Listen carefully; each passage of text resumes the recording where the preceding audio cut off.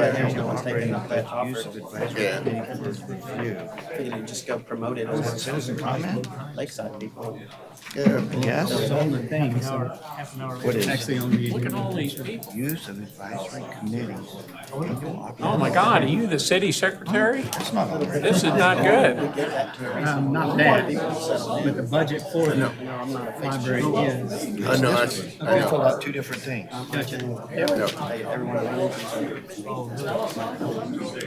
One of them was supposed to be here. It's good to see some new faces here. Every event, just the tree lighting. About far Be a shock if she. All right. I think to some degree. Dave. Speed of light. Are we ready? Because I don't see anything. Hey, Roy, can you turn that mic on? I changed the battery. Please, sir. It's on over here. He's got a full house. And this is what's happening. And then if they see over here As Nathan.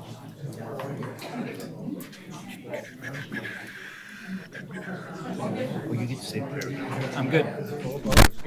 Can you open up both doors? shows up. Can you open both doors? By the way, you did a good job last time.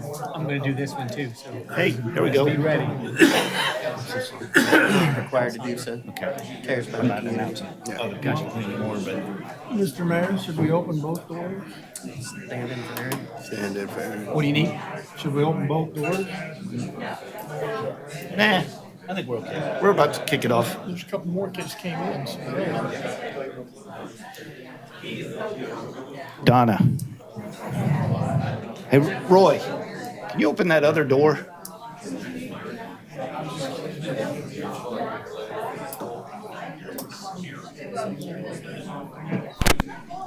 Yes. yeah. Let's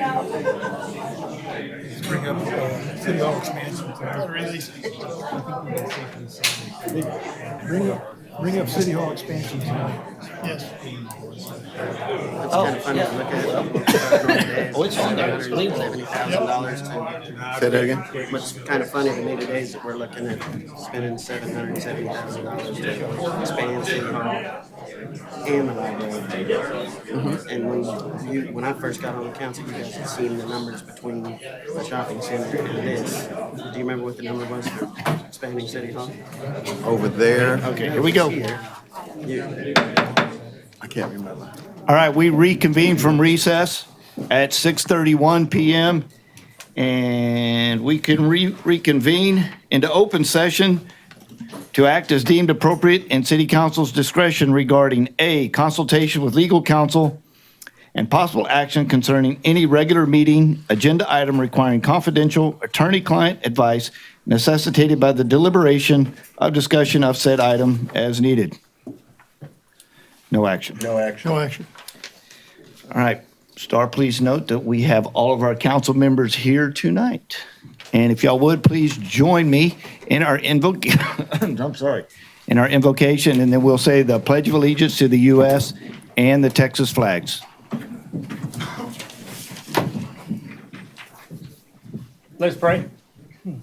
Our gracious Heavenly Father, we thank you for today, Lord. We thank you for a new year, the new opportunity, Lord, to make amazing things happen. We thank you for the ability to gather tonight as a city and as a community and as like-minded people trying to do the things that are best for our citizens, Lord. We ask that you provide wisdom and guidance to our council as they consider items and make decisions that will move our city forward during this year, Lord. We ask that you be with all the individuals in our community that are here so that they will understand their ability to communicate and that council will hear the comments that are made, Lord, and so that those decisions will be made with open minds, Lord. We thank you for the ability to gather. We thank you for all that you bless us with. In your name we pray. Amen. Amen. Pledge allegiance. I pledge allegiance to the flag of the United States of America and to the republic for which it stands, one nation under God, indivisible, with liberty and justice for all. Now the Texas flag. Honor the Texas flag, I pledge allegiance to thee, Texas, one state under God, one and indivisible. Thank you. You may be seated.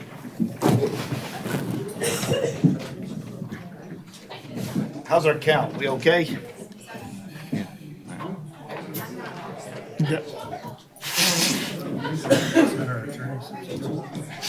No idea. Alessandra. All right.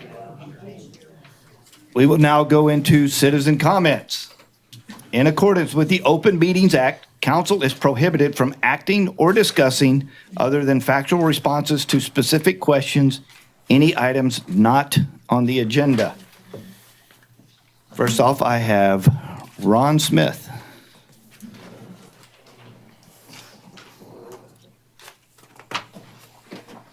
Thank you, Mayor, Council. Ron Smith, 20609 Oak Ridge.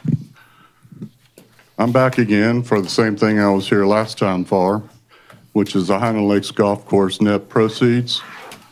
Last time I told you that that money was the result of the sale of the Highland Lakes Golf Course in the amount of $515,000.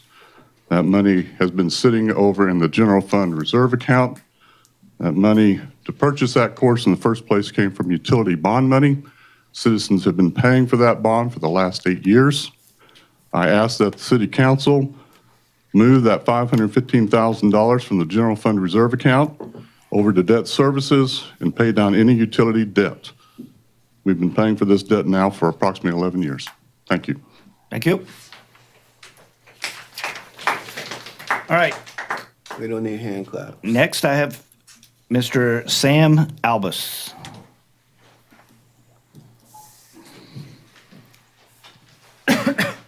Mayor, Councilman, Josh.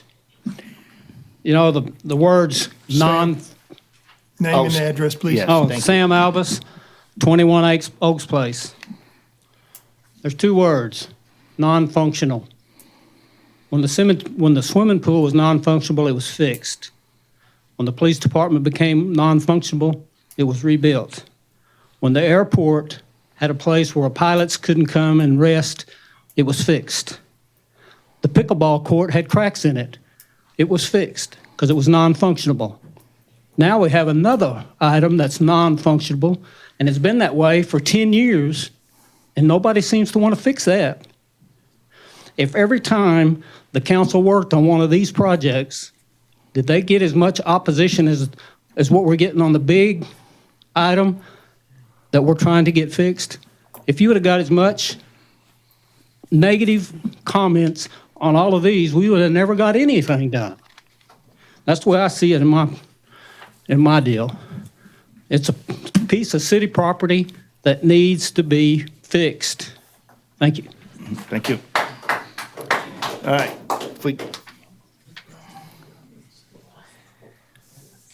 Next, I have Dale Mitchell.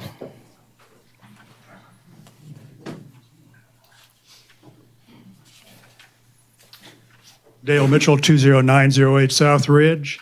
Mayor, city council members, city manager. Topic I put down there was the annual operating budget. And the process that you guys have gone through, all of you have been together at least for one full year, some of you together for 2 years. The process you go through to establish the annual operating budget is a very laborious process. You have a lot of discussions, you have a lot of retreats, and you figure out what your processes are, your priorities are, et cetera.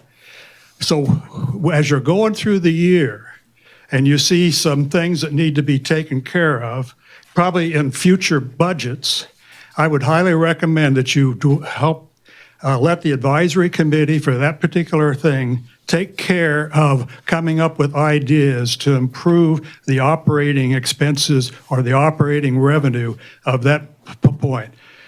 I witnessed last meeting, I think it was December 19th, that you had continual discussion on things that were already set for this year's annual operating budget, and you should be dwelling on how you're going to fix it for the next year and use the advice of the Golf Course Advisory Committee to go look at the rates, and all of those things, rather than just try to interject that at this stage when you're only about 3 months into this operating year.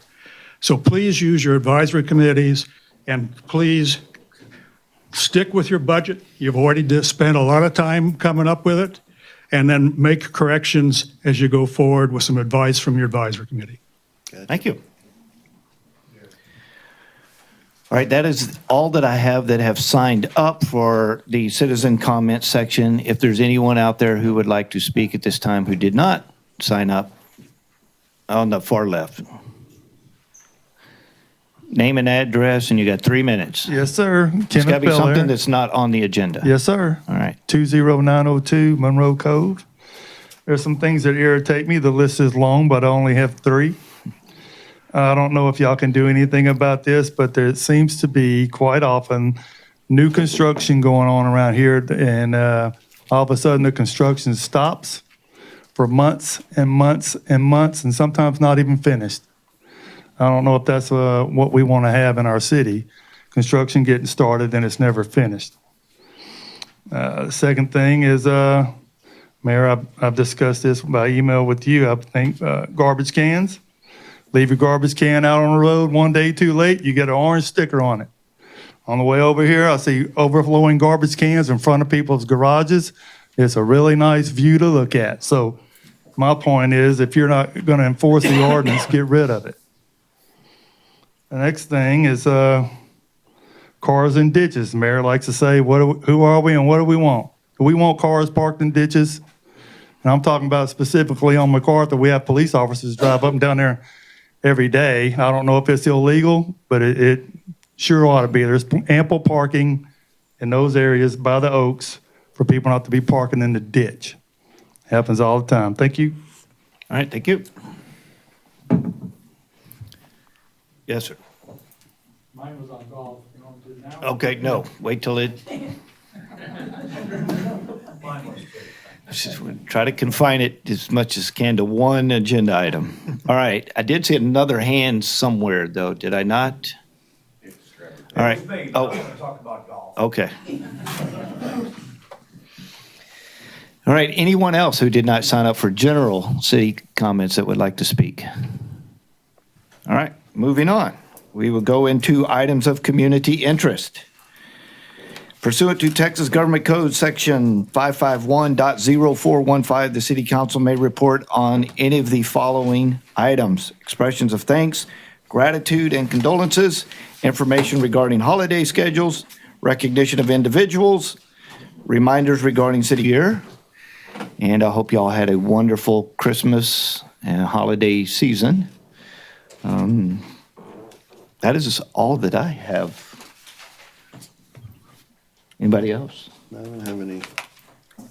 No community announcements or Cedar Feeder is about to pop. Health and safety announcement. Mayor, would like to announce that Lisa Myers, our Human Resources Director, will be retiring next week after 15 years with the city. We're very excited for her to be able to retire and excited for her to go on to her next adventure. She wouldn't want to show up in public and have us talk about her, but still like to say it. Darn. When's the date? January 9th. January 9th. Okay. Anything else? All right, we will move on to agenda item number 3, public hearing and possible action. First consideration, the Lago Vista City Council will hold a public hearing and consider a conditional use permit application pursuant to Section 17 of Chapter 14 of the Lago Vista Code of Ordinances to allow for the addition of a carport to shelter a recreational vehicle in the rear of a residence that already includes a garage at 20102 Victoria Chase Road in 7 Porticos on Lot 7. And so, Council, what we're looking at here is an application for conditional use. This is a residence that is on a private road. If everybody's familiar with 7 Porticos, 7 Porticos is basically a gated community other than there is no gate. But all the roads, once you turn off of Lincoln onto Republic, you're on privately maintained roads, and they have their own HOA and all of that. So the applicant is back in 7 porticos. Normally, this would come to us, because we're looking at the current ordinances with the height and size limits, and everything's got to match the general form of the primary residence and all this stuff, all these things that our ordinance pertains to. But normally it says our ordinance says from a public right-of-way. Again, this is on private roads in a neighborhood, and so in reality, nothing can be seen from the public road. However, it can be seen from the private road. So we did take it under consideration just because of the adjacent property owners, because they can see it even though it's on a private road. So we did look at this application. The applicant has already gone in front of his HOA, who's conducted their review over this, and they have approved it as far as their standards. When staff has looked at this, they do not see any reason that any conflicts with our ordinances, other than possibly the exterior of it does not quite match the primary structure. However, the state legislature just recently passed laws that the cities can no longer regulate that. So even though it's on our ordinance, we possibly cannot even enforce that. Got it. So at this point, we're looking at where our mission tonight is to look at this application and either approve it or disapprove it. It went before the Planning and Zoning Commission, and they unanimously recommended approval 4-0. And I have Roy as the staff lead if you have any questions, or if Roy would like to give some more information. Well, just for general knowledge, a carport requires a conditional use permit approval regardless of what it looks like. The idea and the issue that's relevant is to make sure that the required garage remains usable as a garage, and it's not so that it can be used as something else and the carport replace the garage. So that was part of the scrutiny here. The garage is there. Our only real concern is that the property owner doesn't seem to know exactly where the property lines are, and so he had a representative show up. We pointed out what we believe is a discrepancy and informed him we probably think it needs to go on the right-hand side, which is the east part of the lot, not where he showed it, because his site plan just seems to be inaccurate. He doesn't know. And the representative, his neighbor who showed up at the public hearing, acknowledged that he probably didn't have the property, corners accurately decided. But all that's been Well, correct. we warned him. I mean, we'll check it. When we issue the permit, we'll make sure it's accurate, but we wanted to warn him as early as possible. All right. If I may, I'm going to halt for just a second, and I'm going to go ahead and open the public hearing at 6:47 p.m. All right. Now we can continue. Questions from council? Two points, maybe 3. One, the ordinance doesn't address from a public street or a private street at all. And so the statement that the mayor made, that's a issue with our ordinance, that's not true. Secondly, the staff indicated that the reason that carports have to have a special use permit is so that one can use the garage. Well, I presume that. It doesn't say that. But That's, yeah. thank you, because it doesn't say that. Right. And having researched this in the past, apparently the reason we did no carports apparently was almost entirely for aesthetics, but that you could, in one of the issues that came up in the past in the history of carports, when this council actually looked at doing away with it, was that people put a lot of junk in it. And that was one of the issues why carports remained a special use permit issue. And that was, and once again, abbreviated, the idea is if there's a garage, the tendency for the carport would be for vehicles only and not other stuff, so to speak. Yeah. And then finally, I don't know how we can approve this if what we have to approve is inaccurate or can't be approved because it's showing something that's not on the property line correctly. So Mr. could we get this fixed at like the second time around? The recommendation of the P and Z was to approve it conditioned upon it being. Condition, Right. Frank, I was in the P and Z meeting. What their recommendation was to approve it based on the revised site plan submitted to the Developmental Service Department at the time of permit, during the permit process. You know, he had it on the, he was made aware that it was not on the right side, Well, we certainly don't and they believe just it's moved it to the inaccurate. other side. Well, where's it going then? Right. I can't tell where it's going. It cannot go on the left-hand side of It's the gonna have to go on the right-hand side. Well, do we know where it's going to go though when they come in for the permit? Due to the fact that it's- What are the standards of the condition within the property line, within so many Well, feet? and I think the relevant point was that once the P and Z realized that it had to go on the right-hand side of the property, that it would be almost completely concealed by the existing residents. Yeah, you won't even see it at all. So he's just going to kind of move from where it is almost parallel or, Yeah, it'll be behind the house, which is the house consumes the property line except for the driveway on the right-hand side. I got it. So you won't There even, is- you won't even see it. I understand, but Right, I think we ought to know, generally speaking, and I think I understand where it's going to end up. right. Yeah. Because it's a And pretty that's why we good-sized lot. we pulled the permit documents, which is what's in your packet. That's what's accurate. Roy, I have a question. So you know where it's going to go with, okay, thanks. Yes.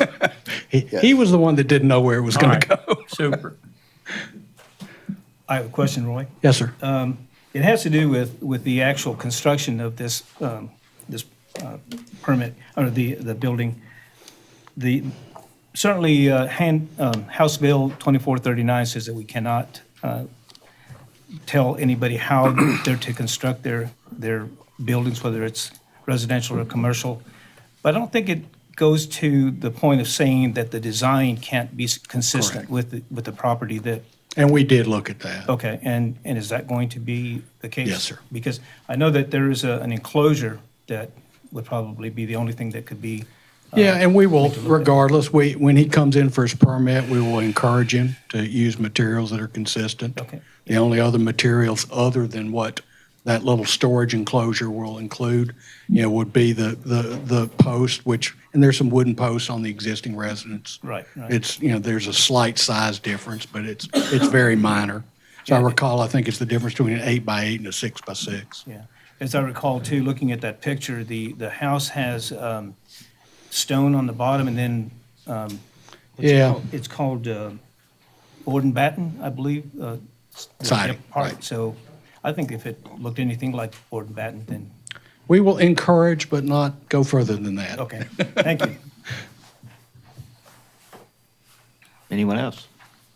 All right, this is a public hearing, so at this point, if there's anyone in the audience who would like to address this agenda item, you may do so at this point. Yes. Name and address and My name is Mike Zadell, 20106 Victoria Chase Road, Lago Vista. I just wanted to clarify something that we just discussed. I was at the planning and zoning meeting. The property in question is 2 doors away from me. I'm also the president of the HOA, so I'm familiar with what's going on.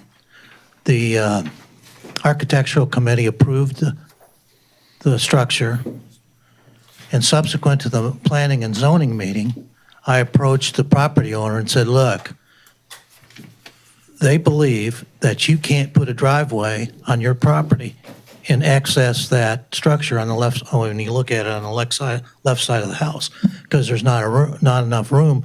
And if you look at your drawings from when your house was sited, it appears to be the case. So you need to know that. And I told them that.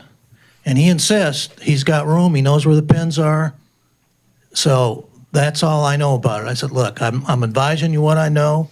You need to do your due diligence, and the city will approve or disapprove the placement of anything you're building. So the property owner is aware of that issue. Right. That's all I wanted to say.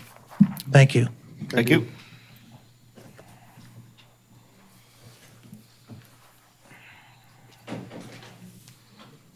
All right, anyone else from the audience?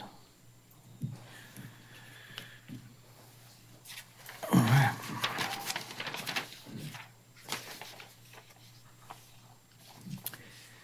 All right, well, if there's no other questions from the audience and from council, I will go ahead and leave this public hearing open, unless for some reason you believe it needs to be closed and decided on at this time. Can we close it and decide and let it move forward? Everybody good? Yeah. All right, well, then I will go ahead and close the public hearing at 6:54 PM. Possible discussion. Now it's open for council discussion and possible decision. Mayor, I'd like to make a motion that Yes. we approve the conditional use permit for the carport at 20102 Victoria Chase Road with a condition that the carport be moved to the right-hand side of the property as approved by the Development Services Director. I'll second that. All right, I have a motion and a second. Any further discussion? All right, all those in favor say aye. Aye. All those opposed, nay. Hearing none, motion carries unanimous. All right, action items. Item number 4, discussion, consideration, and possible action regarding ordinance number 20010201, an ordinance of the City Council of Lago Vista, Texas, amending Section 7.302 of Chapter 7 of the Lago Vista Code of Ordinances to adopt minor changes related to assessments resulting from the criminal offenses of failure to appear and violation of a promise to appear required by Senate Bill 346 of the Texas State Legislature, which amends Article 45.203C of the Texas Code of Criminal Procedure and providing for related matters. All right, so as y'all are aware, we have several of our city ordinances that are regulated by the state legislature. Recently, the state legislature passed Senate Bill 346, which changes what is commonly known as the warrant special expense fee in Article 45.203C of the Code of Criminal Procedures. This Senate bill took effect yesterday.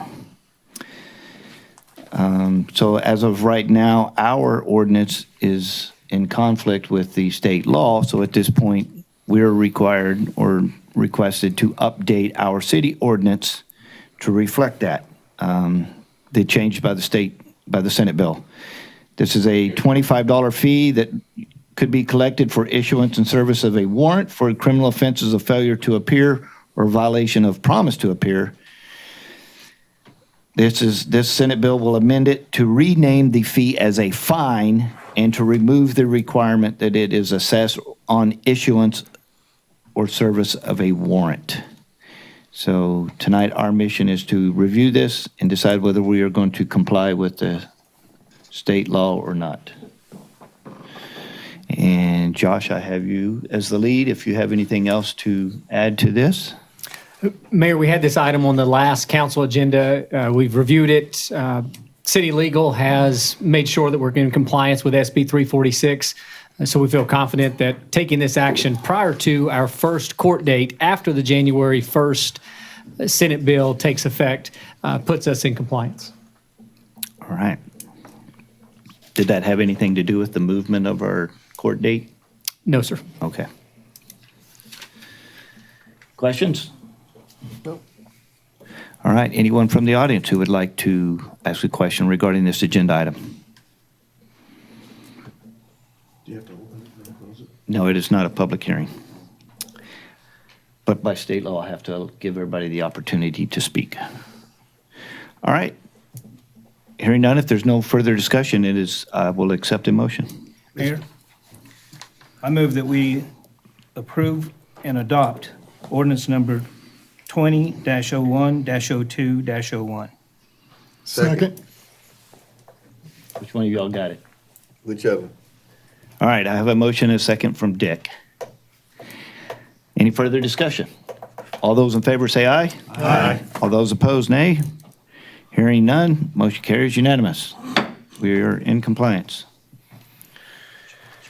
Number 5, discussion, consideration, and possible action regarding resolution number 20-1830, a resolution by the City Council of the City of Lago Vista, Texas, appointing an individual to fill an unexpired vacant term as a member of the Golf Course Advisory Committee and to otherwise provide with respect thereto.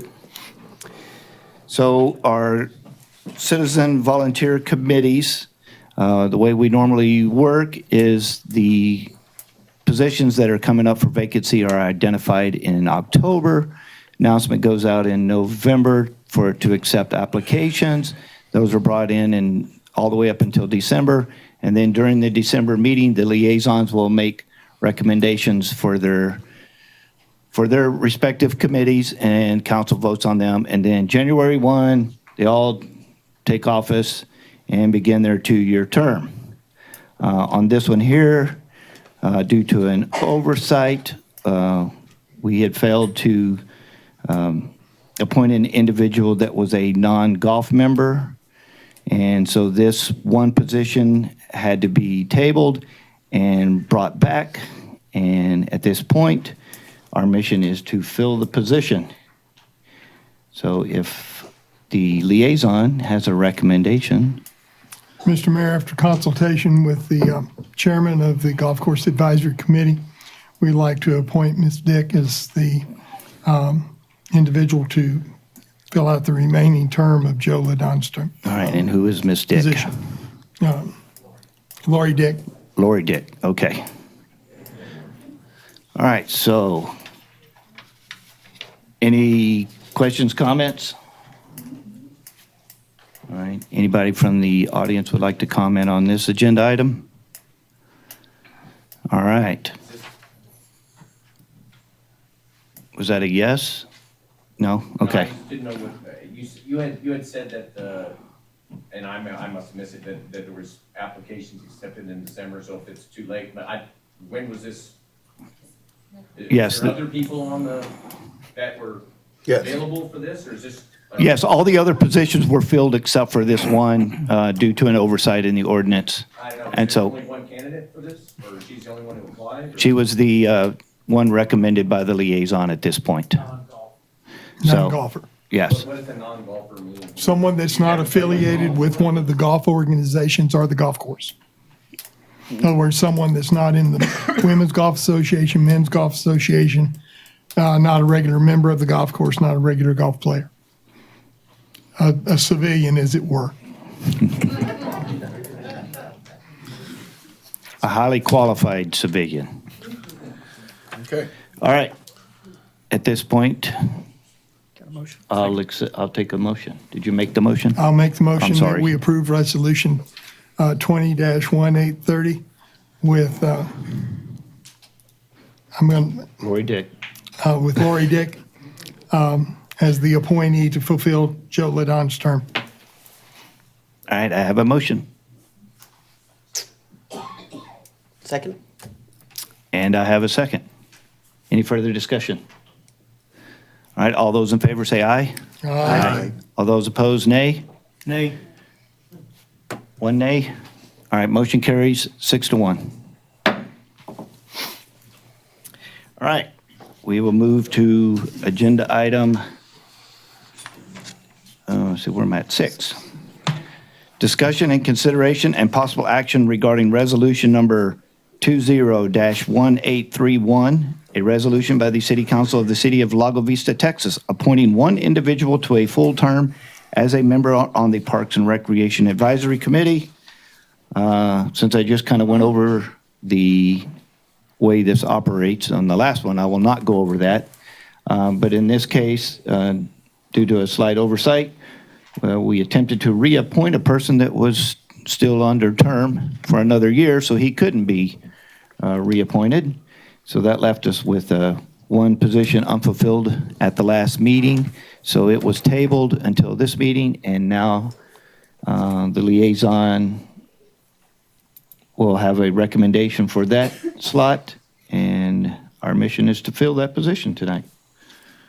So I'm the liaison for that committee, and I would like to appoint Shad Pelazzari. Any discussion? I'd make a motion Is to, that okay? motion to appoint. Is that your motion? All right. Yes, appoint Shad Pelazzari. I'll second. All right, I have a motion and a second. At this point, is there anybody from the audience who would like to address this agenda item? All right, any further discussion from council? All right, I have a motion and a second. If there's no further discussion, all those in favor say aye. Aye. All those opposed, nay. Hearing none, the motion carries unanimous. Agenda item number 7. Discussion, consideration, and possible action regarding the request to purchase real property from the city, as opposed to fake property from the city. All right, so back in 2009, we had a consent agreement between the city and some property owners, adjacent property owners. The city obtained some strips and pieces of property during that consent agreement. Since then, we have tried to offer these pieces of land, these strips and these parcels to the adjacent property owners. We have approved an ordinance that allows the city to do that. If those of y'all who are around, you may remember back in 2012, some of the underwater properties were sold to the adjacent property owners so that they could maintain their boat docks properly. As of last year, during last year, we approved 4 of these transactions. Tonight we have 4 more transactions. The first 3 of them are for strips, and they have been appraised at $1.40 per square foot. I'm not going to go into each piece of property and what their value is, but there's for 3 strips, and then we have a 4th one, which is another underwater piece of property that the person is looking to buy. So at this point, our mission is to decide whether we want to sell these 3 strips and this 1 piece of property to these people. And Josh, you're the city lead on this, so if you have anything else to add. Mayor, spot on. The underwater property actually came to us using our city real estate, and the property owner requested this. And so for the underwater lots, we have used the TCAD valuation. I think you might have mentioned part of that. And so that has a different, basically a different valuation based on the price per square foot. Right, okay. I did not mention the TCAD valuation of that piece of property. Any questions, comments? I have a real minor question. It has to do with the size of the lot that's not under the water. The lot is 55,802 feet, square feet that is. Do we have any idea how much land there is that's not underwater, or is the entire portion of this lot underwater? From what I understand, the underwater lot is the 55,000. The entire thing? Yes. Okay, that's all I wanted to know. Because without actually looking at this one, they usually run down, the property lines will run to 681 and then 681 down to the center of the lake. So this would be the property from 681 down to the center of the lake. That's the elevation, 681. Right. Okay, I was just curious about how We're much- down about 12 feet right now, so 12 feet of it is out of water. Okay. Not, it's exposed. Good enough, thank you. Anybody else? All right, anybody from the audience who would like to address this? Yes. Mayor and Council, Kevin Sullivan, 3933 Outpost Trace. So I'm the real estate broker that helped with this particular transaction. I can show you the picture. You can see that it's all underwater. And the information I had from TCAT and MLS is that it's actually 2.2 acres and 86,000 square feet, but it's all underwater. Anyway, if you got any other questions, happy to answer them, but it's underwater.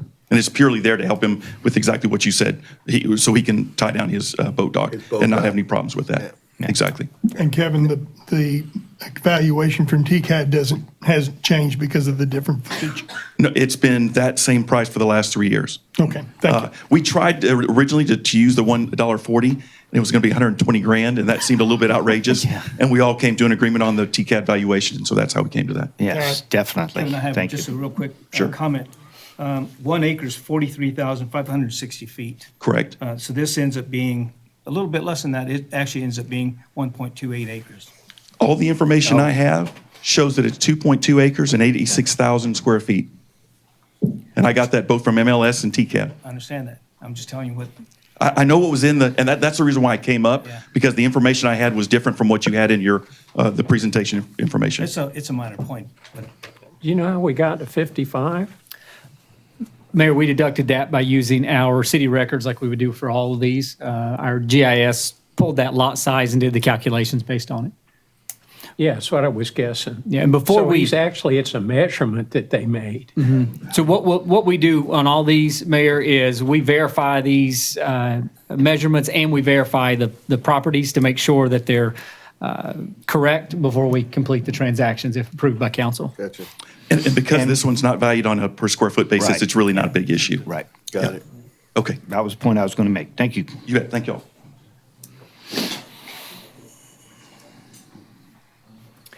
All right. Yes, ma'am, please come. You'll have to come. We have people listening in on television and on computer, so they need you to come to the microphone so they can hear you. Name and address first, And you right? can pull that. Yes, please. Barbara McCabe, You can 6,000 pull that Lake down, Shore man. Drive. You can pull the mic down. It'll come down to, There you go. there you go. Barbara McCabe, 6,000 Lake Shore Drive. How do we know that property isn't in front of us? I mean, where is the property located? It's at, we have the address 3102 Point Cove. Okay, and there's only one in question? Yeah, Mayor, Yes. so on all these lots, any of the strips of property that the city owns are only available to an adjacent property owner based on the amount that is directly connected to their property. For example, if there's a house on one side of Smith Street and a house on the other side of Smith Street, and there's a strip that goes between, each property has the right to half of that strip in the middle. And so the city does the math, draws the line, and provides that opportunity to each property owner. Okay, thank you. Yeah, typically, and Kevin, you can probably correct me if I'm wrong, but typically on your waterfront lots, your property line normally goes to the center of the lake unless it's been platted differently. And in this case, in Lago Vista, when they platted the lots, a lot of times they did plat them differently, and they stopped at 681 and made 681 down to the center of the lake a separate platted lot. And it has caused some issues over the last decade or so. Yes, sir.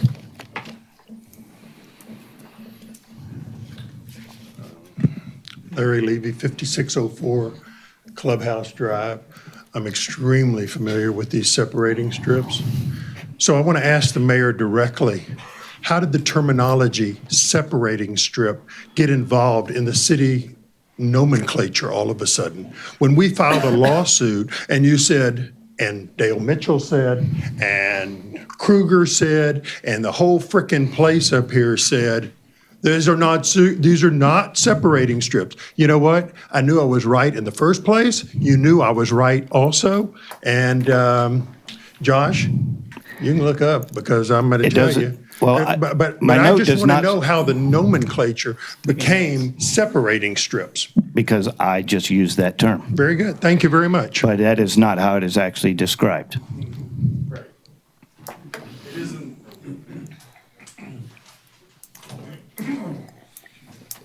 All right, anybody else? All right, I would like to speak and ask them. Can I ask a question? yes, you have to come to the microphone, though.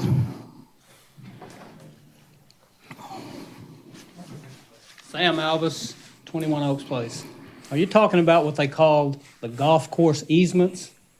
I'm not At sure. Highland Lakes? At this point, I'm hesitant to say anything about what. It's a piece of land that's 20 feet wide that runs. Okay, me and my wife built a house, and before we could sell it, we had to do something with that golf course easement in our lot. This is not We went easement. to the city, and this is a separating strip. We went to the city, and I said, I want to buy 10 feet behind my property. And they said, the city don't own it. The county owns it. The only way I could get it from the county is pay for it, paid $3,000 for it.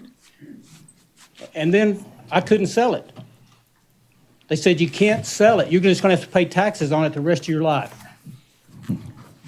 You're talking about easements behind your house, though, right? Huh? You're talking about the easement behind your Yeah. house, though, right? Well, Yeah, it's this is- separating this side of the street from that street over there. Yeah, It's an acre, nearly an acre. yeah. Sam? Without knowing the full details of your actual piece of property, it's hard to say because some of these strips of land are located near the golf course and some of them are not. It just depends on what part of the city you're in. So you can't really call it in general, you cannot call it a golf course easement. And they're not actually defined as separating strips. I just say that because it actually separated Piece of two land in pieces of between property, houses. but. All right, anybody else? Mr. Mayor, Josh, did we not have that map of where all these strips are as part of one of our packets? Mayor, yes, we've had that as part of one, and we have a larger map that shows these properties throughout the city. Follow up to that, if anyone here is interested in buying one of these lots, then they should submit their interest to City Hall, and then we can present that back to council. Good. Or in Sam's case, he's already bought the lot. If there's something you need clarification on, you can get with Development Services as well, or our GIS. And Well, I just can't believe I couldn't buy it from the city back then. yeah, it would have to, again, you'd have to look at when it was, and because the city hasn't always owned these, so it just depends. All right, Mr. Mayor, can I Anybody make a else? motion? just want to make sure. Okay, if there's nobody else, yes, you can make a motion. Motion that we sell these strips of land acquired by these four individuals. Since I don't see a number of anything, do I need to say anything Is there an else? ordinance number? Is there ordinance or resolution? or- Mayor, there's not an ordinance or resolution, but you would also need to direct me to complete those transactions. I direct our sales manager, our city sales manager to, I'm calling him a sales manager now, to complete these transactions. I'll second the motion. All right, I have a motion and a second. Any further discussion? All those in favor say aye. Aye. All those opposed, nay. Hearing none, the motion carries unanimous.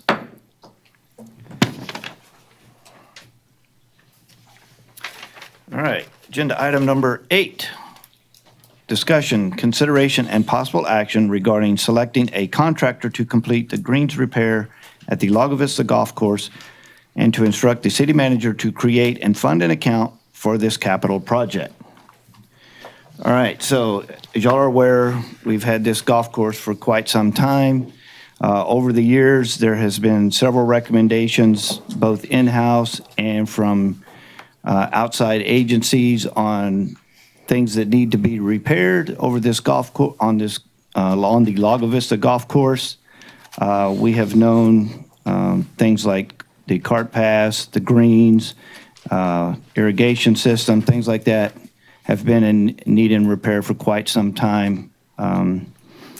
We have brought in management companies to take a look at the course over the years. I want to say back when Randy was still the mayor, and we were looking at selling the Highland Lakes course, and we brought in some managers to look at it. Their recommendation was they would not manage the courses unless the city was willing to bring them up to their standards. At this point, the council met at the retreat on November 20th and 21st. We were, based off the 5-year plan review on the golf course, the council was presented the status of greens on the Lago Vista golf course. The city manager brought us 2 studies. One of them was from the United States Golf Association, and the other one was from the, how do you say this? All I got's initials. International Sports Turf Research Center. Both of these organizations recommended complete rebuilds of the greens on the golf course to include full drainage system and turf type. At that time, council requested estimates to rebuild 3 of the greens. We also discussed an option that included French drains under the greens. However, that option turned out to not be viable and was not further pursued. So at this time, we have the 3 estimates that were given to us that the city manager went out and obtained. They are from VM Golf Services, Fusion Golf, and Larson Golf. And our mission tonight is to take this information and compare it with future information and decide if and when we want to rebuild the greens at the Lago Vista Golf Course.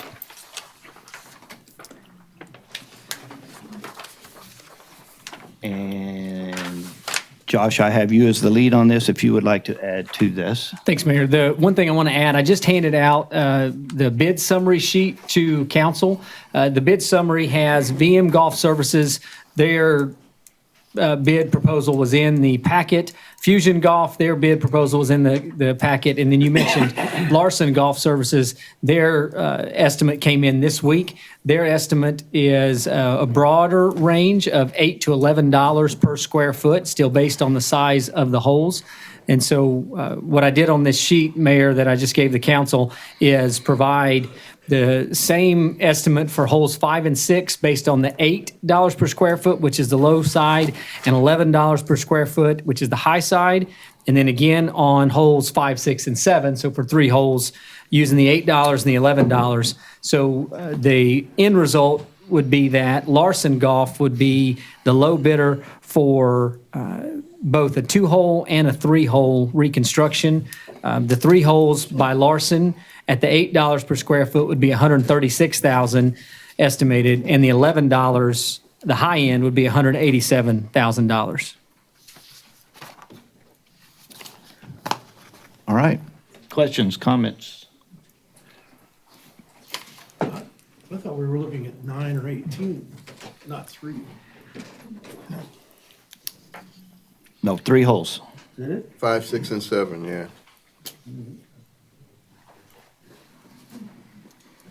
Hey, Josh, can you tell me what the annual appropriation of dollars from the general fund for the last 3 years has looked like?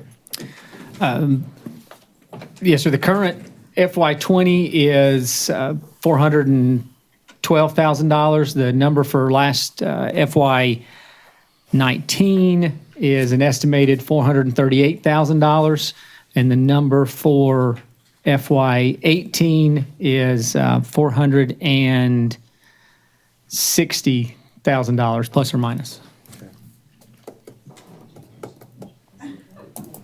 I'm curious about Larson coming in with a lower bid, but I'm also curious about how it came to be that we chose to look at 2 holes that are successive holes, or possibly 3 of them that are successive holes, possibly interrupting to some degree the play on that side of the golf course?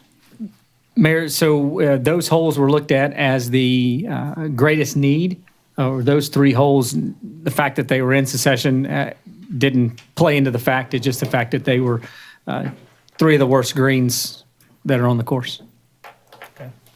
So any of these estimates are based on price per square foot. So as each of the proposals stated, if the council were to decide, or however the process goes, that there's an approval, but you determine you want to do hole number 1, hole number 10, hole number 18, then it's based on the square footage of each green. For that contractor. For that one, yes, sir. All right. And I would like to point out that we have more information coming at a future council meeting regarding the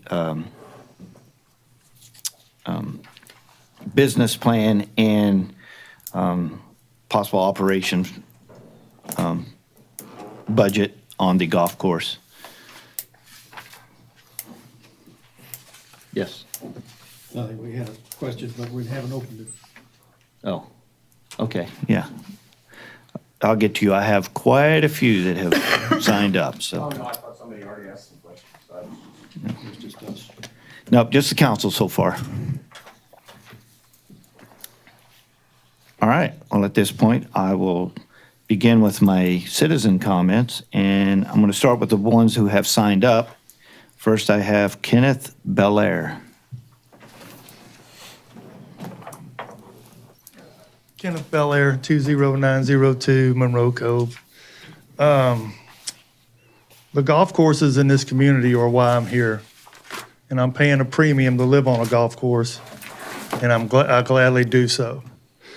I've been seeing a lot on social media about some people actually have disdain for the golf course, disdain for you guys just because you play golf. That's why I'm here, is because the golf courses were here, and my wife loved the house, so lucky me, here I am. We spend money on the library. Does it make a profit? No, it doesn't. I don't go to the library, don't need to. Do I go to the swimming pool? No, I do not. Does it make a profit? I doubt it. We spend a fortune on a Capital Metro bus that hardly nobody rides. So don't tell me we're wasting money on a golf course when you have all this other stuff going on too.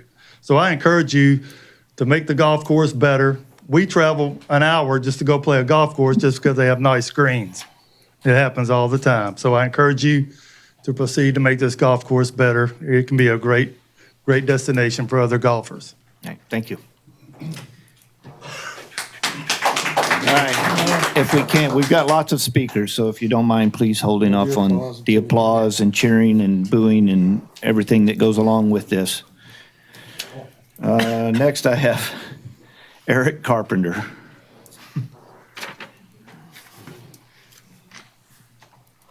I'm Eric Carpenter, 5504 Canyon Oaks. First, just a question I wanted to, because when you said about the budget, you had said that we have known that the golf course has needed repairs for 10 plus years.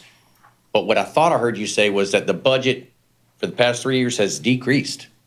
You said in 2018 it was $480,000, and 2019 it was $430,000, and now it's $418,000. So it kind of baffles me that we know the golf course needs repairs, but yet we're budgeting less and less and less every year. Let me make a clarification. The Okay. losses on the golf course have dropped slightly over the last 3 years. Okay, I So thought that's what you said, the budget. The 400 and something was the general fund transfer to the golf course fund Okay, I to misunderstood. cover the losses. Okay. Secondly, like Kenneth said, I moved out here for the golf courses, and to be honest, I honestly don't care whether the city owns the golf course or doesn't own the golf course. I mean, as long as there's golf courses there, that's what I care about. But the fact is, we do own it. Right. And so it's a property that we own, we have to maintain it. It's just like owning a house. You've got to paint it, you got to caulk. If you have it for 30 years and you don't do anything to it, you're going to pay the piper at some point. So we need to maintain it. It's our property. We need to maintain it as it should be. And that's, it's just kind of common sense. I don't, again, if you want to sell it and that's fine. But until that happens, we need to maintain it. That's all I got. Okay, thank you.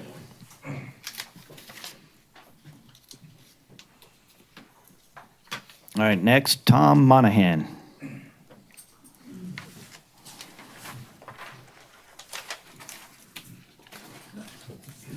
My name is Tom Monahan. I live at 21015 Twisting Trail, which happens to be located on the ninth tee of the course. I'm here tonight in support of Agenda Item 8 to begin rebuilding the greens. And this year's approved budget is a 5-year capital improvement plan where the city already envisions beginning this work in the next budget year of 20 to 21. It seems to me the early planning of this work, as council appears to be beginning tonight, is the prudent thing to do so that the project can be started and finished within the optimal seasonal parameters provided by the USGA in their evaluation last year. For some reason, there continues to be community naysayers that seem to want the golf course to disappear. I, as well as others, understand the golf course currently operates in the red. But I don't see in the budget or in city planning where other city and community services and amenities are suffering or being denied or underfunded as a result. When you look at the entirety of the community services being provided by the city, the POA, our schools, and so forth, everybody contributes to these services through property taxes and usage fees, whether or not any individual actually uses these services. I can only guess the golf course naysayers don't want their city taxes going to support something they don't use. Probably most of us don't use all the services and amenities available, but pay our taxes without singling out and complaining about having to pay for services and amenities we won't use, such as the new sports complex that I still do support. For myself and many other golfers and non-golfers alike, we pay school taxes but don't have any kids in school. My school tax is 61% higher than what I'm paying in city taxes. Our schools need me and others beyond their child-rearing years. While the city is getting younger, the city population is getting younger, the golf course is still important to continue attracting residents that like golf or like being near a golf course. It's why I moved here 3 years ago. However, to serve as an attractive amenity, the golf course needs to be kept in the best possible condition it can. I know the current city council is responsible, prudent, and will make the best possible decisions considering the entirety of what is important to our city. And that's why I voted for every one of you. And that's all I have. Thank you.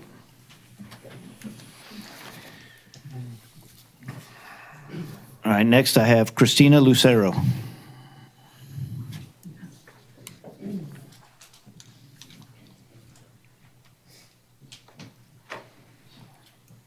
Hi, Christina Lucero, P.O. Box 5464. I also just wanted to point out that as of 9/30 year end, the golf course transfer was 507,000. That's what it's in the financials right here. But also, I would like to know what streets you guys live on because I drive down Boggy every day and it's horrible. Because our city supplies are suffering from us, and it has been for the past 10 years. I heard that we were supposed to get the light at Boggy and Loman back in like 2013 or something, but we didn't end up getting it until 2018. So there is a lot of things suffering because of golf, and we've only owned it for 10 years. So you can't say that we've owned it for 30 and not taken care of it because we haven't. We've only owned it for 10 years. Excuse me, the Loman Ford and Boggy Foot, that had nothing to do with the golf course. Nothing. That had to do with PEC and all the regulations. And funds being All right. available. Okay, if you don't mind, we're talking the golf course greens right now. But also I would like to see the golf rate study first before we plan on tying into the next 5 years of money being spent on the golf course. I think that is the prudent way to do it. That is financially, fiduciary responsibility to see the economic impact that we have, that this golf course has on our taxpayers. I mean, that is really the people on Coyote and Choctaw and Barkay and the people that are barely putting food on their tables are paying for y'all's golf course. And y'all are all like A-okay with that, which is kind of troubling because, I mean, I know that we have a golf course manager that we hired who has turned a golf course in the black. It's perfect. We should trust him. We should untie his hands and let him run it, let him possibly raise y'all's prices, and we can make it a little bit more revenue neutral. That is responsible. You guys use it. You guys should pay a little bit more for it. Look at it as an incentive. You're investing into what you have here. Get the golf course done. Let's do 3 holes, 2 holes, something like that. But we need to raise prices too, because if we're going to do this, you guys have to invest in what you have and what you want to see beautified and green and drainage systems and everything. I mean, we can't just keep losing money. $507,000 last year is what we transferred in to just pay the bills, just pay the salaries, just pay the sweet people working on it. So All right, more money thank you. needs to be made. Thank you. Thank you. All right, nope, you've not been recognized. At this point, Trevor Schwartz.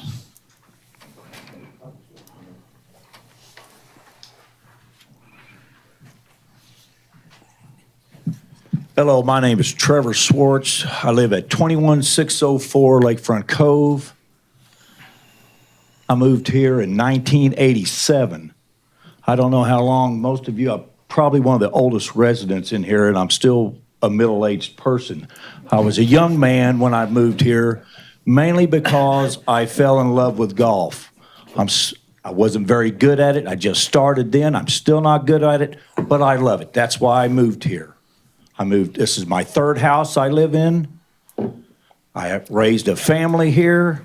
Lago Vista was made and born on these golf courses. That's what drove people to Lago at first. That's what made it a city. And I've been here before it even was a city. But the fact is, our golf course is over 50 years old.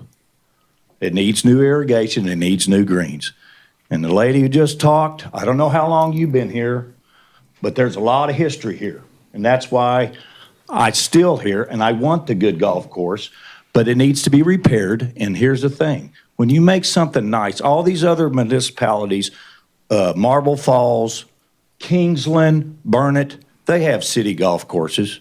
They're a lot in better shape than ours. They put money into it, and they do get a lot of play. And I will tell you this, when you have nice greens, nice irrigation, then you will be able to charge more money, and people will come. I believe you can ask the golf course manager right here on a crowded day, the parking lots are full, and we don't even have a nice course yet. Imagine if we had nice greens, nice fairways, they'll come. It's happened in the past, I've seen it, where the cars were on both sides of the streets, and you had to wait to play. Thank you for your time, and I hope that you have the intestinal fortitude to do it. And another question I'd like to know, the golf courses are in the black. I never have understood how the golf course gets charged money, in the red, but they would probably be in the black. Why is the golf course getting charged for the influent water? Shouldn't the golf course charge to get rid of the influent water? I think that's a flip. I mean, why is that? Why is the golf course not charging to get rid of the influent instead of them paying $300,000 to get rid of it? That doesn't make sense to me. I would like an answer on that. Okay. Do you want to address that question? Well, we're not charging back our effluent towards the courses. What we do charge is if we're sharing the effluent mayor with a private entity. So if we're going to sell effluent to another course, then we would charge them because it's state law. We can't just give it away. We have to sell water and effluent water at a rate. Thank you. That was always in y'all's budget the last 3 years that golf course got charged for. All right, next I have Ron Smith. I was going to say it.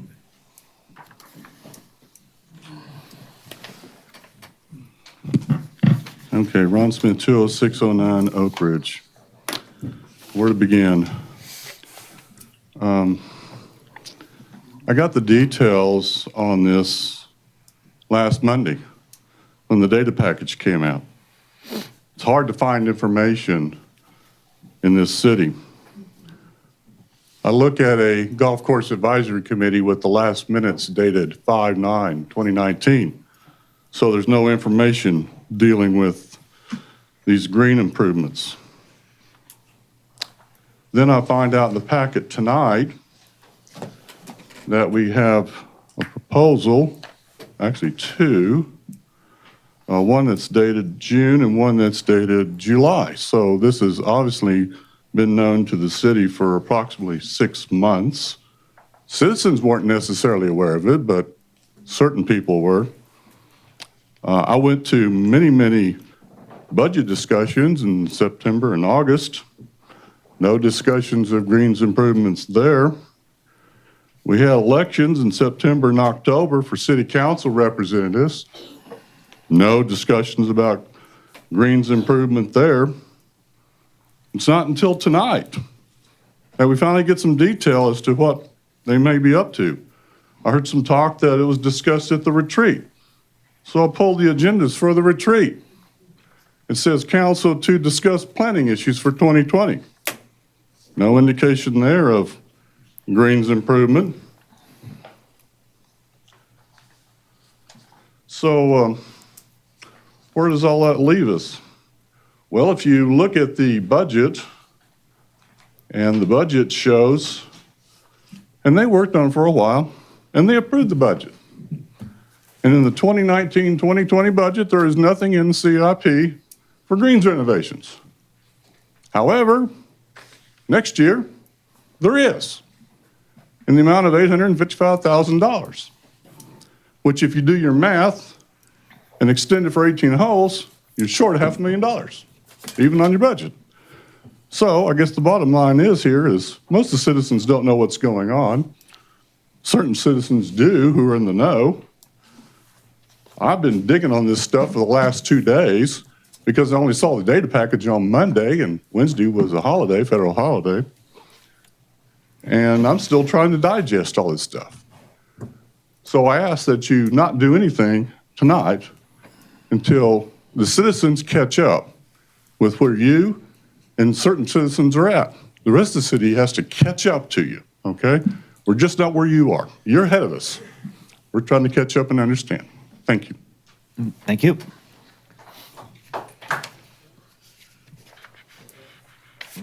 Flip my things over. Okay, next on the list, Paul Prince.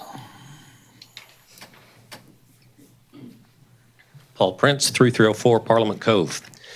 I spent many years working in private industry for tech companies running multi-million-dollar budgets. One thing that I know is there's always more that you want to do than you have money to spend.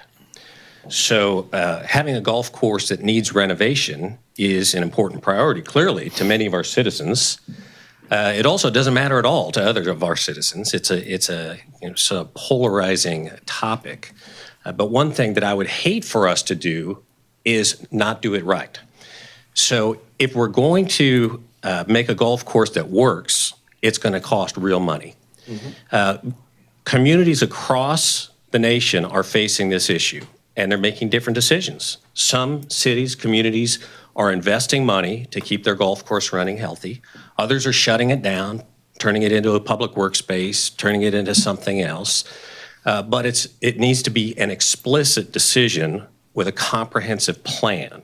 If I look at, as was just pointed out, the comprehensive plan, we've got about, over the next 5 years, $5.9 million planned to spend on the golf course. $5.9 million. That's in addition to the $500,000 per year run rate that has been transferred out of the general fund.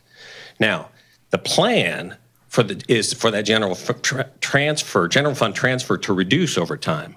But there's no way that's going to happen unless we invest in the golf course to make it viable and interesting and draw people out there to play golf. Right now, if you go out and read the reviews for our golf course in Lago Vista, they're pretty bad.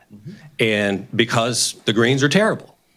So here's my call to action for you all. We need a comprehensive plan that says, here's what we're going to be spending over the next 5 years.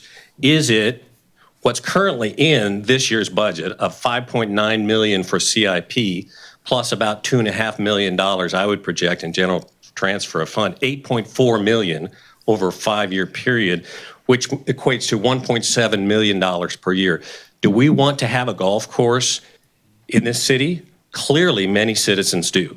Do we want to spend $1.7 million per year in order to have a viable golf course? Clearly, many citizens do not. What I would request is that let's not piecemeal it. Let's not spend a little bit on greens today, not having made the decision to spend the $8.4 million over the next 5 years. Let's have an open discussion with our citizens. I would suggest, the discussion of raising fees is certainly part of it, but getting the right investment to make the golf course work is also part of it. I would suggest it would be in the best interest of the city to have an open discussion with input from citizens, both in favor and opposed to golf as a general topic. And let's put together a comprehensive plan that is open and that works. So let's either do it right or not do it. But spending a little bit tonight without a comprehensive plan is a bad decision. And then lastly, I will point out, as has already been said, that the money under discussion for tonight is not in the budget. There's no CIP plan in the budget for this year, and there's no general amount. So to me, approving this tonight would be in opposition to the budget that you all just recently passed and the citizens have been aware of. Thank you. All right, thank you, Paul. All right, next, Barbara McCabe.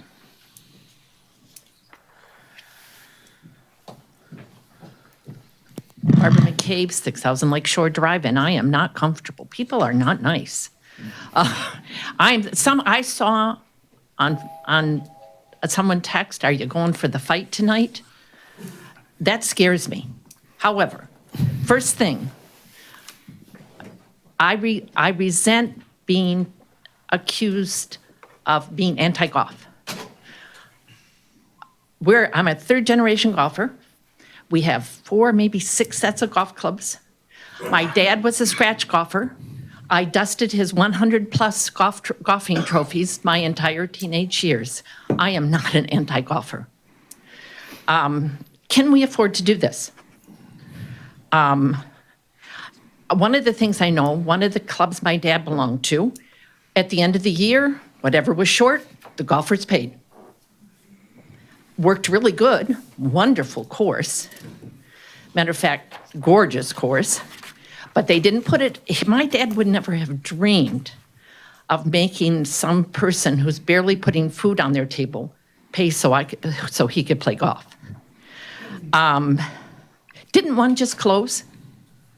Didn't somebody just close? We sold one. Is that sold it or did it close?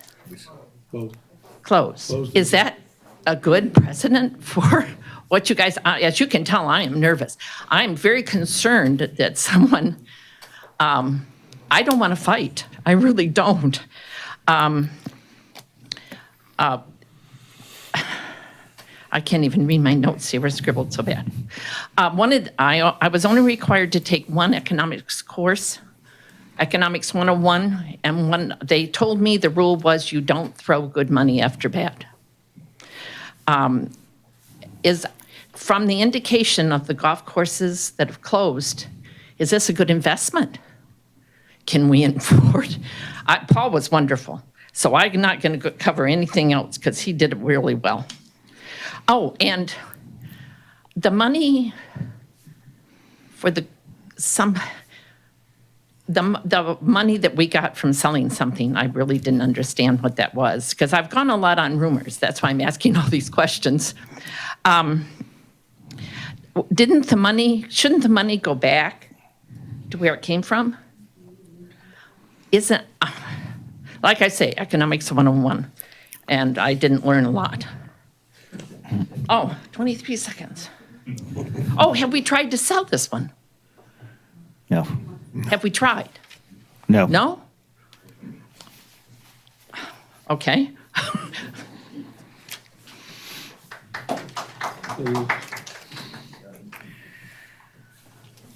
All right, so next up, Dave, this will be a 6-minute. You can do 3 twice, but I have. Did we not want to answer a couple of her questions, maybe? A couple of specific questions. The one was the sale of the golf course. That's the money that was mentioned earlier when we sold Highland Lakes Golf Course. That money is what we're talking about, where it needs to go. As Ron made a good point, it probably all came from water bond money and probably should all go back there. So just wanted you to, I know that one answer. Was there another specific? Did you have another specific question? The logic of not doing that. Well, that's all of our questions. Yeah. Right now, nothing has been determined on what to do with that money. It is in the general fund right now.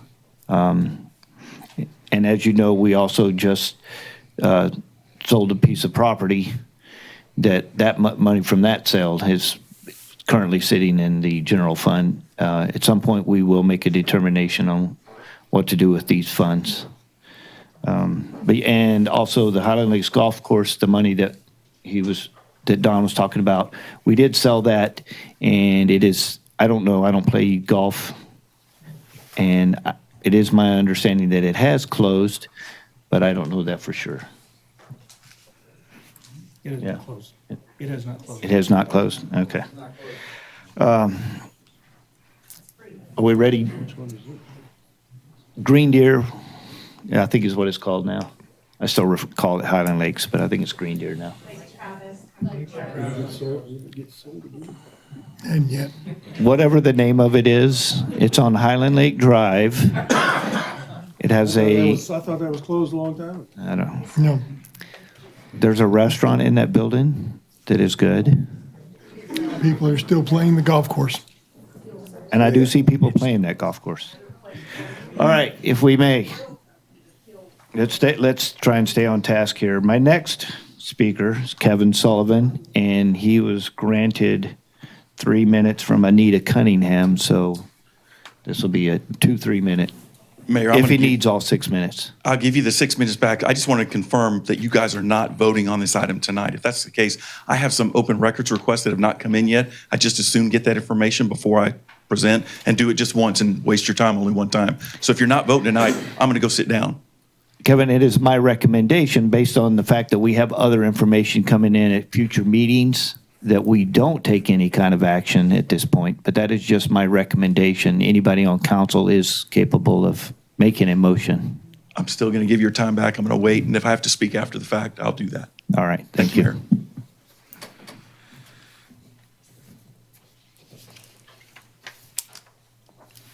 All right, next is Jim Jurovic. Jim Jurovic, I live at 20310 Continental Drive in Lago Vista, Texas. Thank you, Mayor and City Council. I'm currently the president this year of the Men's Golf Association, and the membership really encourages the council to move forward and to start some repairs on this golf course. They're much needed. As a private citizen and a homeowner out here since 2005, I really, truly believe if we don't start doing the repairs on this golf course, it's going to hurt property values in this community. I've completed some research online and looked at courses across the country where there was a community golf course and what it has done to the property values of homes. And it's a big concern of mine. I wouldn't want to be in a situation where we have to close this thing because it's unplayable or you want to sell it, because I really think it's going to affect the values. That's as a homeowner. But the MGA really supports moving forward and trying to get something done. Thank you. All right, thank you. Could I ask you one question? Yes. I'm just curious, you're MGA president right now, you probably got a pretty good pulse on the golfers out there. So if we did have to increase the rates of the memberships, would they all walk away like has been suggested, or is there a rate increase that would be tolerable to help make this less of a problem? Well, I think if you offer some, you got to have a membership base to begin with to really support this thing. But you got to have outside play. You gotta market this thing. And we can't market this golf course if we don't have greens that are attractive to bring people in. They've done a lot the last 2 years with weed control and getting the fairways back and getting some of the tee boxes back. But the greens are just suffering. And the irrigation system is so archaic, so old, that they can't even get parts. They can't even find people to help work on it. Most of those Toro people have retired or gone. It's so freaking old. So it's just old. And it's, if you own a house, you're not gonna try to sell something that needs paint and fix up in a roof and that before you do it. You gotta take care of it. And I think we have to take care of this. This is an amenity to this community, like the swimming pool and the library and all that. This is part of this community. It's an amenity, and that's how I look at it. I moved here because there was 2 golf courses, and I thought this is a great investment for a home because it's going to attract people. So has there been any discussion about a tolerable rate increase? No, I think the memberships would be open. I think it's the value would be there if we move forward and start doing I've something. been told some courses have been turned around by doing away with memberships Okay, altogether. I'm going to call to order right now. We have strayed from the Greens discussion, and because you have requested this, we I'm will just curious. we will be getting a business plan and possible fee structure from our city manager and staff regarding this, and I think we should hold the discussion at that point. I invite everybody here to come again. All right, that is all that I have actually signed up to speak. Is there anybody who did not sign up who would like to address? Back in the back.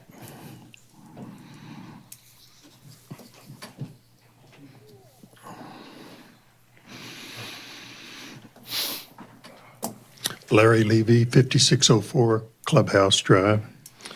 So there's a couple of things that have been said tonight that I find interesting, some misinformation.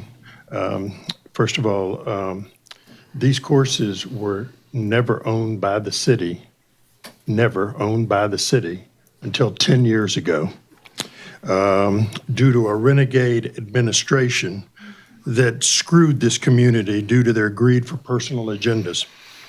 The losses at that time were covered by the owners, the previous owners of these courses, not by the citizens' tax payments. The purchase of the courses allowed the losses to now be covered by the city, even though, unlike other amenities, like the pool, which was brought up, that was actually voted on by the public. This had no vote at all except by the council, by Kruger's council, if I'm not mistaken. And it was only ratified by that council. So if you look at a website, ngf.org, Golf Industry Research, you'll see some most interesting facts, especially about the lack of time today to play 18 holes of golf. Although those older are playing more golf, I would imagine that this demographic is not increasing as it once did. Not in this city anyway. This research states nationally that they play an average of 18 rounds a year. Now, I play golf, and I play more golf than 18 rounds, but I don't play it well on any of them. But what's interesting is that those people from 18 to 34 are only playing 11.4 rounds of golf. So what does this tell you? It tells me that the ones we depended on playing are not enough to support the numbers needed to make this venture break even or even come close. The younger generations moving here don't have the time to spend playing 18 holes. They're working 24/7 in this new cycle. So to spend millions of dollars on an 18-hole course is almost, in my mind, dinosaurial. Although you can't think golf without thinking of 18 holes, perhaps there could be a compromise that has been brought up here several times in the past. Let me be clear, I don't want in any way for anyone to consider my next comment as the only solution, but only one of many options that I bet could come from those that are smarter than me in this city. First, change or look at a 9-hole course format that is exceptional in its appearance and play. They're being used to satisfy a lack of leisure time to play and to bring interest back to the game. The facts are there. Look at using current hole 10 for the proposed kids' sports complex. It's flat, long, and can accommodate those needs. Baseball fields, soccer fields, it's an ideal place. Sell the area where that proposed sports complex is and use that money to redo the balance of the golf course. Kids won't need their parents to chauffeur them to an area that is set for them to play. They can ride their bikes, they can walk, they can skate, they can do whatever they want, but they can at least get to an area that is meant for the kids. I urge you to consider options or stir your brains to come up with a reasonable solution before just going after these few holes now. By the way, I love playing golf, but I want to hear real solutions. Show us the numbers that would validate 18-hole play and the financial support of it. All right, I want to stop you right there. Okay. You've gone a minute over, so Okay, thank you. thank you. All right, is my time up? Oh, I'm a sorry. minute over. You. I could have gone on forever. All right, anybody else who, yes. Larry Russell, 20914 Oakdale Drive. I've heard a lot of discussion tonight about how this cost is going to impinge upon the services that the city provides for certain residents, that it seems like it's the golf course only. I read in the agenda, the next item on the agenda is to discuss funding for building a library. Additions to that, I look at that number, and best I can tell from the numbers, that amount is going to be about $459,000 that we're going to spend on expansion of a library. And you say, well, what kind of revenue does a library bring? Not really any. It's amenity that the taxpayers provide for the city. I look at this sports complex that's being built, and we were told we were getting a $500,000 grant from the state to build this, and the city was going to match it with funds. And I see that number is maybe $4.4 million total that we'll be spending somehow on a sports complex out there. Well, where's the return on that? How much revenue are we going to generate from that one? So it seems very one-sided here that we seem to be attacking the golf course and wondering how you can break even when we're talking about millions of other dollars being spent on city amenities which have no revenue or very little revenue. I'm a taxpayer. I pay a lot of taxes to this city. I like to play golf. I like to see some of my taxes used to do that. I think that's about it, because I just, this whole thing about one amenity has to break even or make money. It is to even break money. Even, it seems like they want it to make money. Yet others can be supported by us, the taxpayers, without concern from these same citizens. Thank you. Thank you. All right. Hold the clapping, please. Anybody else? Yes, sir.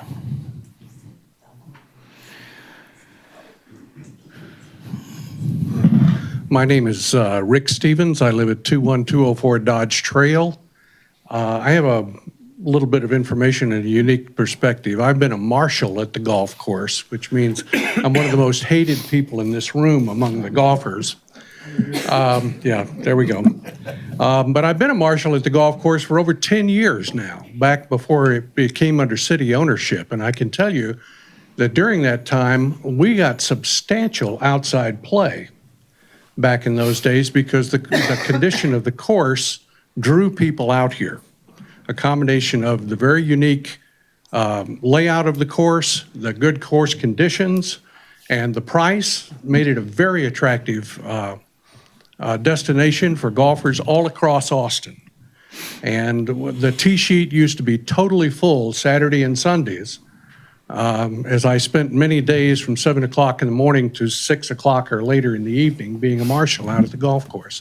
If you have a good product to sell, people will come. And that's what we've lost. We still get our regular play from our members, But what we've lost right now is the outside play that used to really bring in a lot of revenue. And it didn't just bring in people from Austin. I'm sure it's been discussed here before how a whole group of Canadians, for instance, come down every spring, and they used to rent all sorts of condos. They ate out. They really brought a lot of business and a lot of money into the community, and they came for the golf courses, okay? I've also umpired baseball at every level from Little League up to NCAA, and I'm not sure where you'd put a baseball field on the 10th fairway. That's the drainage problems alone in the natural drainage through that area will cause you all kinds of problems. Other than that, I'm to a point where I'm not going to be able to play golf very long. I played for the first time in 3 months today, and I'm looking at not being able to do that, but I very much want the golf course to be renovated and to continue because I derive benefit from every amenity out here. And we've got to stop looking at your thing, your golf course or your bus ride or whatever it is, your swimming pool is keeping me from getting what I want. It's a combination of all the amenities out here that give all of us value to our homes. A few years ago, I was asked to vote for a major high school over here, millions of dollars, and I knew it was going to permanently raise my tax rate for the rest of my life when I lived out here. But I voted for it, not just because I like kids and I think they have should have a good place to go to school, but I knew it would enhance the value of my home to have better schools out here. I'd say it's the same thing with the golf course, with the swimming pool, with I haven't fished in 40 years. We got the fishing well, I haven't owned a boat in 30 years, but all of those things together enhance our total experience of living out here and all of our property values. I think we need to look at a win-win situation. Thank you.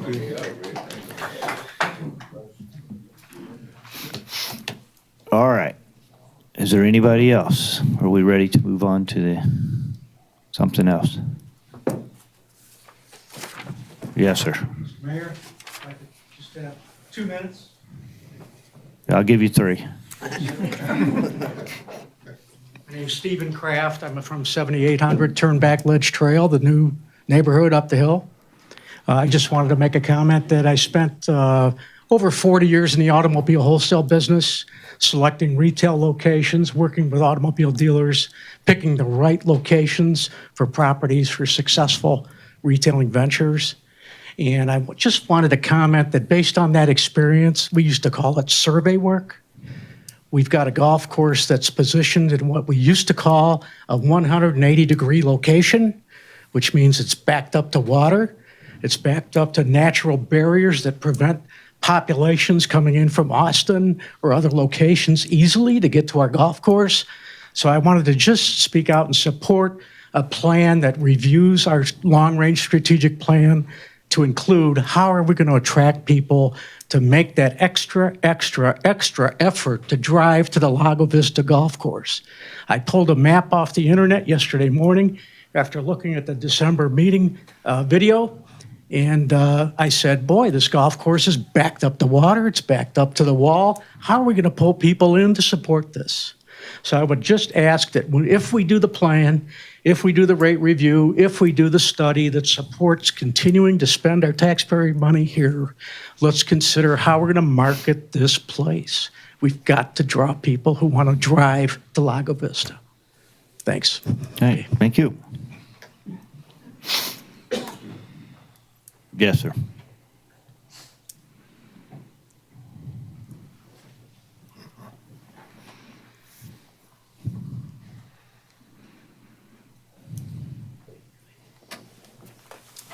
Hello, my name is Robert McNeese. I live at 21102 National Drive, Lago Vista, number 9, T-Box.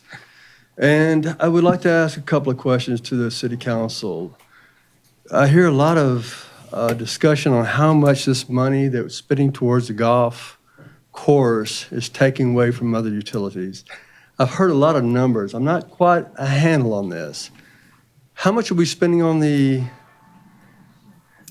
that game thing that people want to put on number 10? How much, that sports facility? You talking about the sports complex going out west of town? Sports facility, 25 million? What is that, 20 million? What is that? What's our total? Right now, Mayor, Build out. we're 4.2 million. 4.2 million. And how much for the roads improvements that's going on right now? 2.4. 20 million?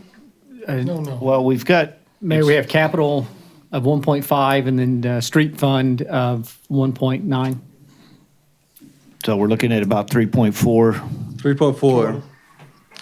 And how much for utilities for the rest of the Lago Vista? All Highlands, everybody, everywhere? You talking about the, Electric, the waterways, the sewage and all that kind of stuff. what do, Utilities. I don't have it in front of me right now. Utility fund general, utility fund operations are about 7 million, Mayor. And we're talking about, and I am for continuing improvements of the golf course. So we're talking about how much to replace or repair the greens? The greens total was roughly about 1.4 over. So we're talking about maybe 1% of the golf, of the budget here? 4%? Where are we at with this? Yeah, without doing all the numbers, I couldn't really answer that question. I think it was about, Then I got one question then. Okay, so we don't have the numbers there, but I just would like to know, how much did the golf course raise for nonprofit organizations this last year? Specifically, maybe the Blue Santa. I do not have those numbers available. Do we have that number? I don't know that those organizations, They don't report those. It's around 28 for the Lions, I think, wasn't it? Yeah. About 28,000 for the Lions. And I think And it was over 1,000 for Blue Santa, so. I would like you to just know, okay, so we don't have our numbers solid here, but, and I'm not really hard at this stuff. How many amenities give back to the community like the golf course?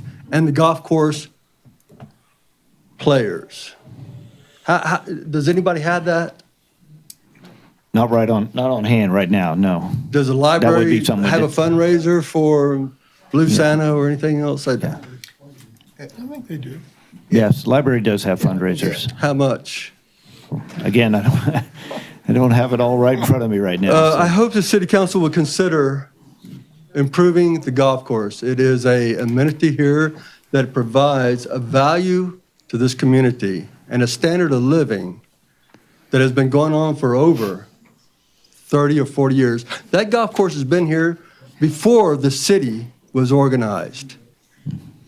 That is a fact. Okay, well, we've gone over your time, so I'm going to Thank you. stop you at that point. Thank you, sir. Is there anyone else out there? All right. Oh, darn it. Almost made it. Almost got there.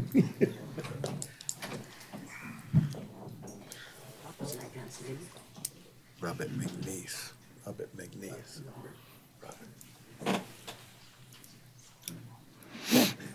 Good evening, Mayor and Council. My name is Shalane Marion, and I live at 21405 Patton Avenue here in, obviously, Lago Vista. I've listened to the testimony from many this evening, and really I just wanted to follow up on a few points. I don't think anyone necessarily said any better than Paul over here. I don't know that anyone in the room is a hater of golf. Like this young lady here, I kind of take offense to being called a hater of golf. That's not it at all. I think it's just an interest in making sure that the interests of the city are served by the elected officials sitting in front of us today. It's just my personal opinion that it's the duty of the council to represent the many and not the few, and that we should all have a forum to be able to share our opinions with the committee and with the council without having to, suffer or, for lack of a better word, be chastised by others. I don't think we have a place for that. I don't think it's appropriate. But to the issue at hand, just to recap a few things.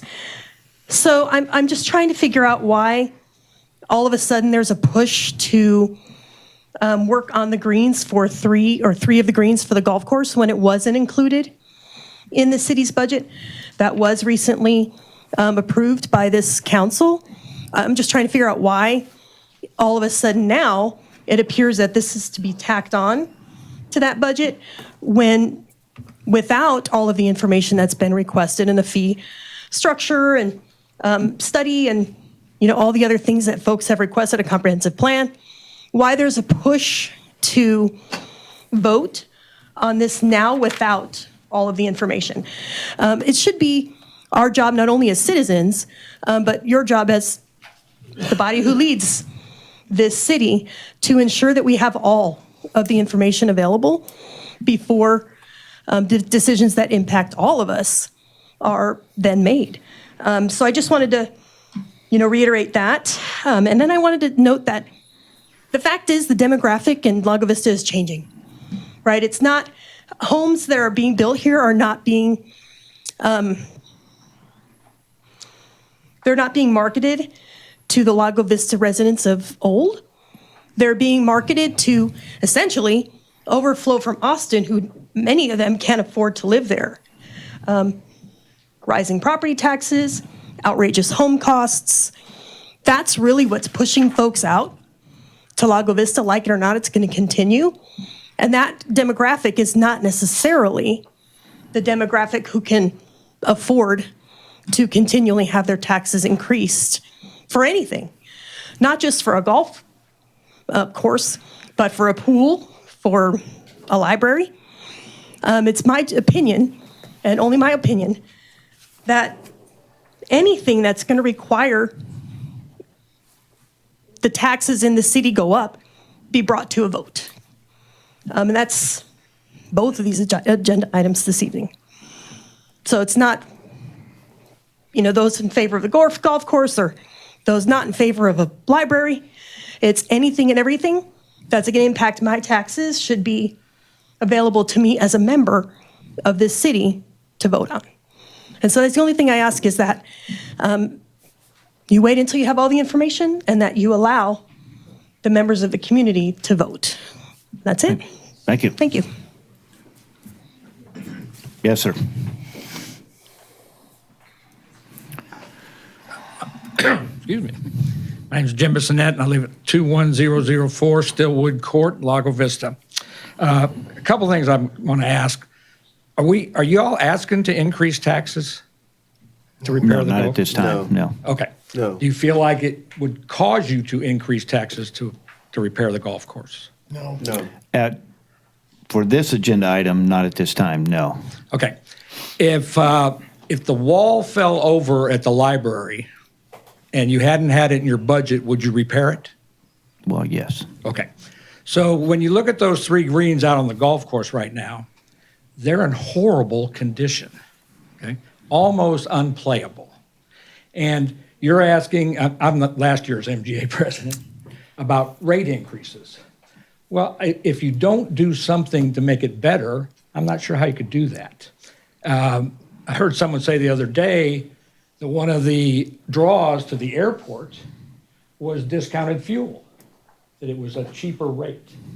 If that's true, apparently it's working because you're flowing some money out there. I think that there's some validity to that if we could get out there, repair what we have, take care of what we have, because it's not a bad golf course. It has some issues. I think at that point, you could get the rounds up, which would increase your money much more than increasing the rates on a course that's not available to play all the time. So that's all I have. Thank you. All right, anyone else? Can I ask All right. a question? Yes, you'll have to come to the microphone. One of the questions I hear is that it's going to increase our water bills. Is that another bad rumor? Yes. Yes. Although, if we paid down the debt, right, you finish the story. If we, If you paid down the water utility debt. That's what we were told at the last meeting sets our base rate for water, is the amount of debt. So if we took $2 million off the debt, it doesn't change your water bill a lot, but it does go toward bringing the base rate of your water bill down. Well, yeah, in theory, but when it comes to our bonds and stuff like that, it all has to be, we all, at some future date this year, we will be looking at the money that we have and paying down bond debts and stuff, but it's real tricky because the way our bonds are set up, you can't necessarily just put money at them because early payment comes with a penalty. So, But you do know that double talk is what causes all the problems. I'm sorry? You do know the double talk is what causes all the bad rumors. Yes, but I don't know what, I mean, because I said, will it affect the water bills? You said no. no. Apparently, that's not true. No, it that's, will not affect the water will bill. not. You said, will it raise the water rates? No. You said, will it raise the water rates? If you look No. back on the video, I it didn't won't say raise raise. the. Okay. It won't raise the water rates, but it could lower it, as Affect. Councilor Doctor. Yeah. The water rates. Are you sure I didn't say effect? You can go back and watch it too. But. so it is clear, paying down debt would have an effect on the water utility rates. Improving greens and spending money on the golf course has no effect on the utility rates. Is that clear? All right, anybody else? All right, so at this point, going back to council, this agenda item number 8, it is my recommendation that we do not take any action on this agenda item at this time, because we do have more information that has been requested, and I think it prudent that we wait for the business plan and rate fee structure, whatever it's called. Whenever we have it temporary, we have given staff the deadline of the February 4th, is that 6th? Whatever that first Thursday is in February. It may be ready prior to that, but the deadline given to them last meeting was February. You plan to put it back on the agenda? Well, this will be on the agenda again next month, meeting. unless we take action on it tonight. Yeah, I generally speaking, I'd like to act on certainly part of it, but so that's A. You okay?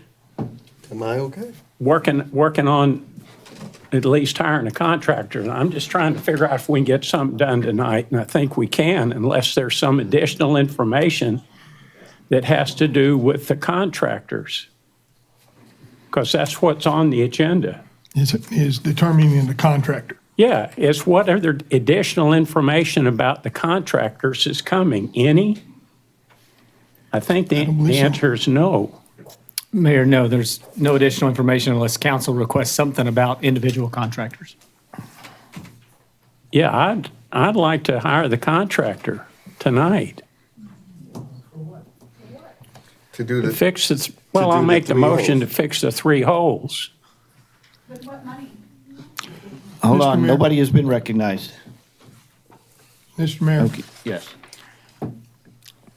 first, let me straighten out a few pieces of information that have come up tonight. Start off with, this council, nor the last 4 councils, have ever increased taxes. Taxes are exactly the same for this city that they have been for the last 5 years?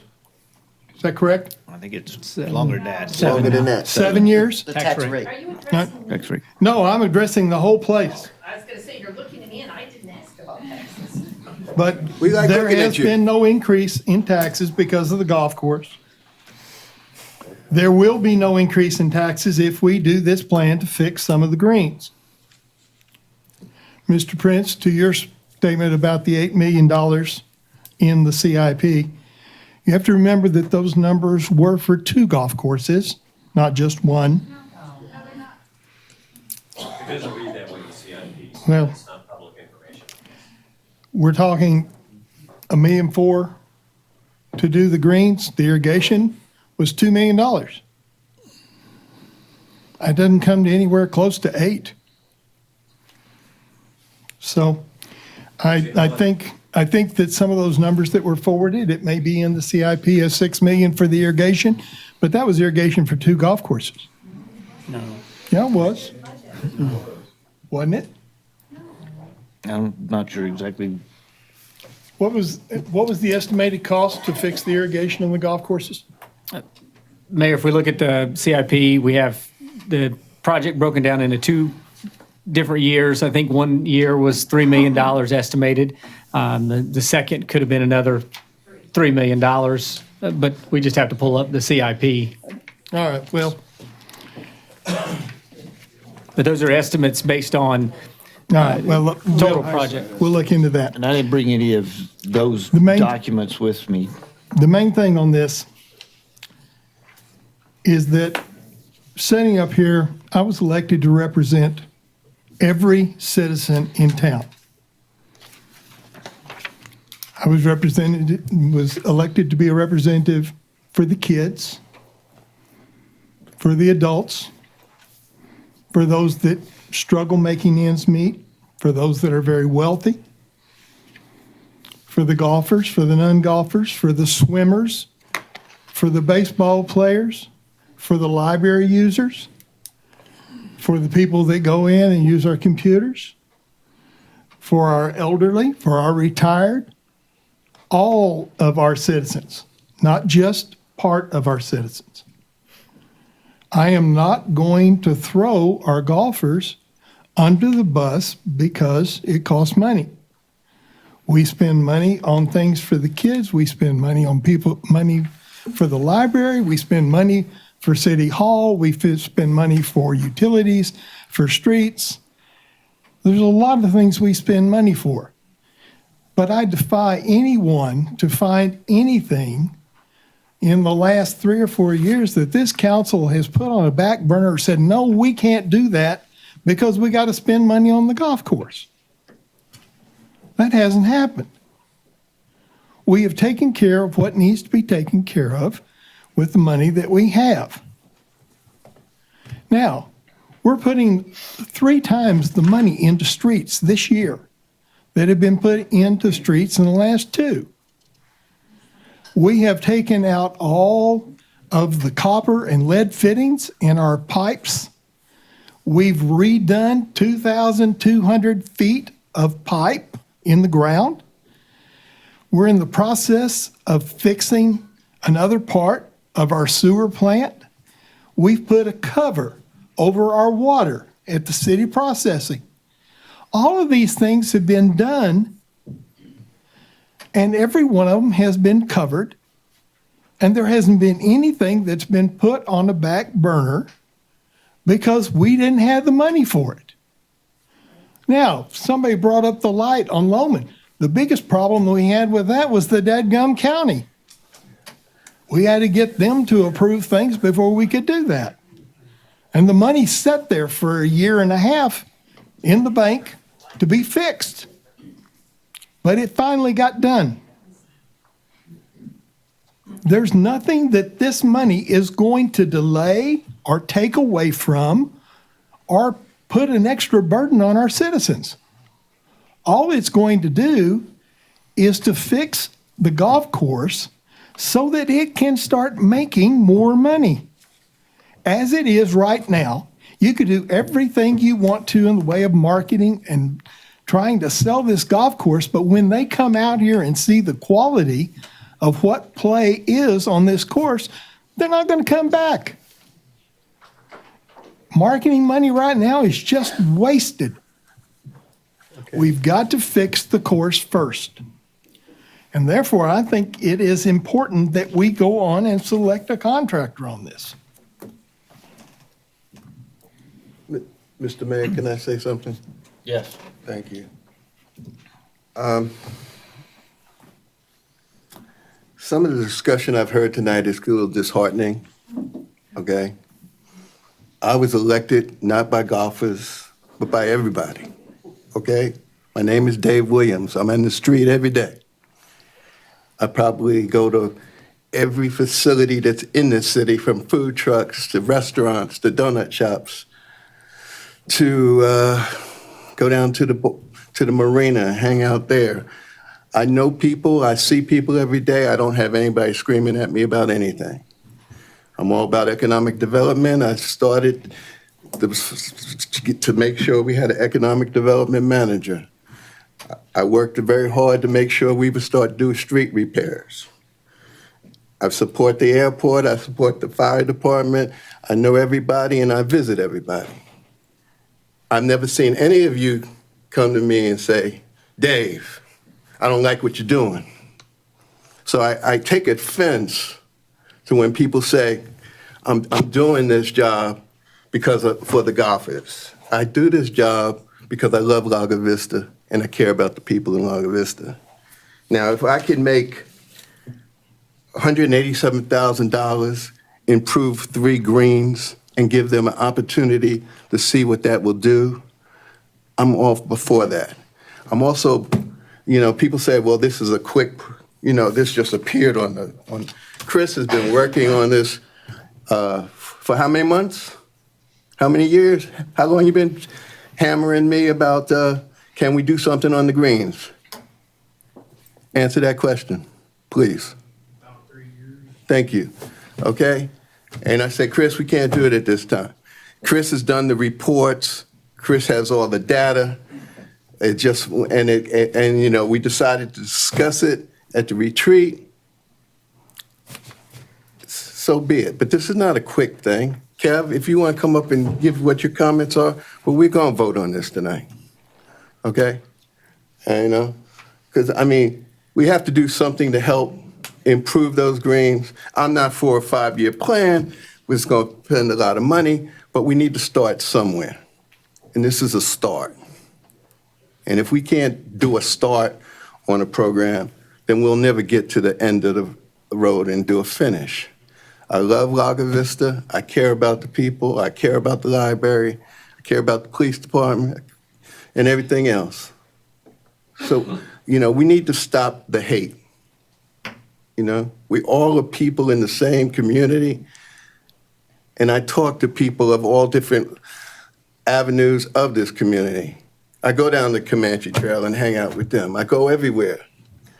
All right? So I know people. I know who's struggling. I know who's not struggling. So please don't put something on me as if I'm operating on an elite category. I'm operating that I care about and I want to make all programs work for all people. Thank you.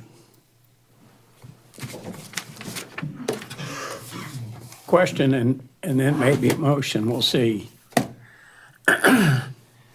If we approve, say, maximum number for Larson Golf Service, 187,583, will that come back to us as a budget amendment, or are you keeping track, and that it's just a rhetorical question, of all of the stuff that the council has approved of value, and then at some point we'll get a bunch of those in sort of one budget amendment, or will there be a separate budget amendment?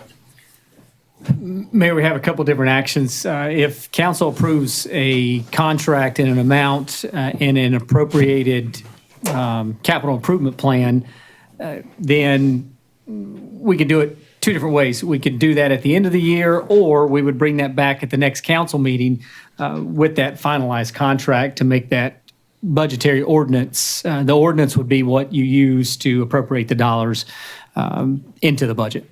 So there could be a motion made to hire Lawson for an amount not to exceed 187,583 for holes 5, 6, and 7, and direct the city manager to bring us a budget amendment? Is that for the 187 and change? Mayor, I think that's, if the action is taken by council, it would be best if there was a direction to bring back the budget amendment to affirm that contract. Okay. That gives the revenue stream for the contract so that moving forward, it's not just done out of a fund revenue stream, but out of a budget appropriation. Yeah, can I make a motion? Or I have a question before you do that.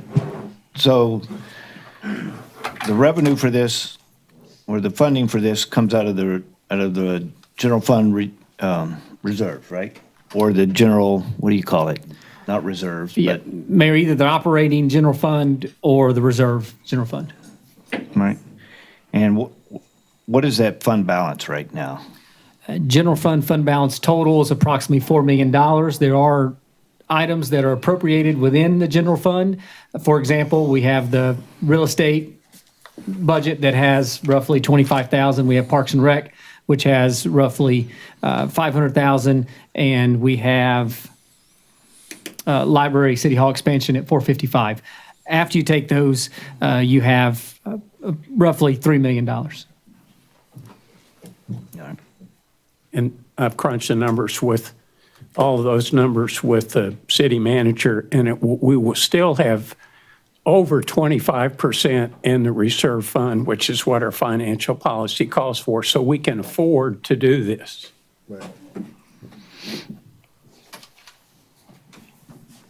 Anybody else? All right, before we accept a motion, I would still recommend waiting to approve this until we have everything, just because I'm curious as to whether the business plan would have an effect on, the direction we take as far as repairing the greens and stuff. Mayor, the issue of the so-called business plan, in my mind, isn't a business plan. Is what we'll see next, and you can correct me, but if you raise that issue on the quote-unquote business plan, my thought was it was entirely had to do with the fee structure, Right. not a business plan. It was both. Well, It was a plan to show a recommendation to make the golf course, to get it operating properly and make it, playable. What do we need to do on the golf course? And if I'm understanding right, what would we need to set the rates at to make it as close to net neutral as possible? Mayor, that's the instruction that we have for staff, and that's what we've worked on. So that's exactly it. So what improvements we need to make to the golf course, and then what are the rate changes that would generate revenue to cover expenditures? and that latter part's going to be really interesting. Is it likely that the business plan will include a need to fix the greens? Is there going to be any business plan that the staff thinks won't include fixing the greens? I do anticipate that it would include that, based on the fact that for years it has come up from the golf course manager and these studies that were presented.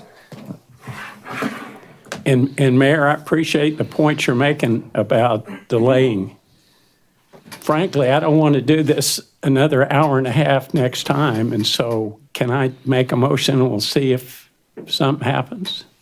These, on the repair of these greens, is there a time associated, a time of the year that, I mean, do we do it during the summer in the heat of the day when not many people are playing, or do you do it in the winter months, or?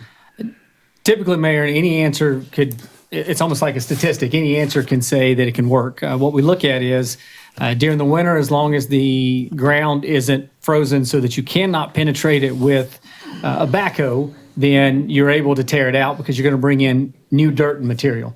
So if you do it during the winter months when hopefully you have slower play, then you're doing the improvements. You have a grow-in period. I think the grow-in was 9 weeks for the grass on the greens, and then your goal is to have it moving forward by the time you get to the spring. So you're growing, and by summer, as you said, you're getting full effect of the new greens. Mayor, I have a question. Yes. And it would have to include, or rather, if we're going to take action on something like this, we need to know basically how long the time is going to be spent in actually doing the construction.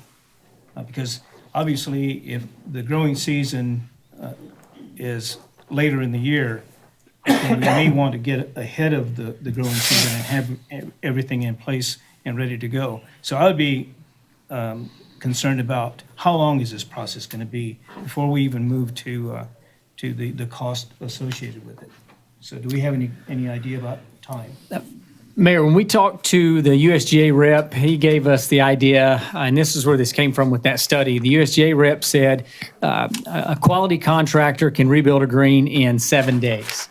That seems extremely fast to me. We talked to our contractors that bid. They say they can rebuild a green in 3 weeks' time. If the contract includes multiple greens, then they could hire additional staff to build out. But that's just that's the demo and the reconstruction of a green, and then there's the growth period that has to go in, and that's what I was going back to.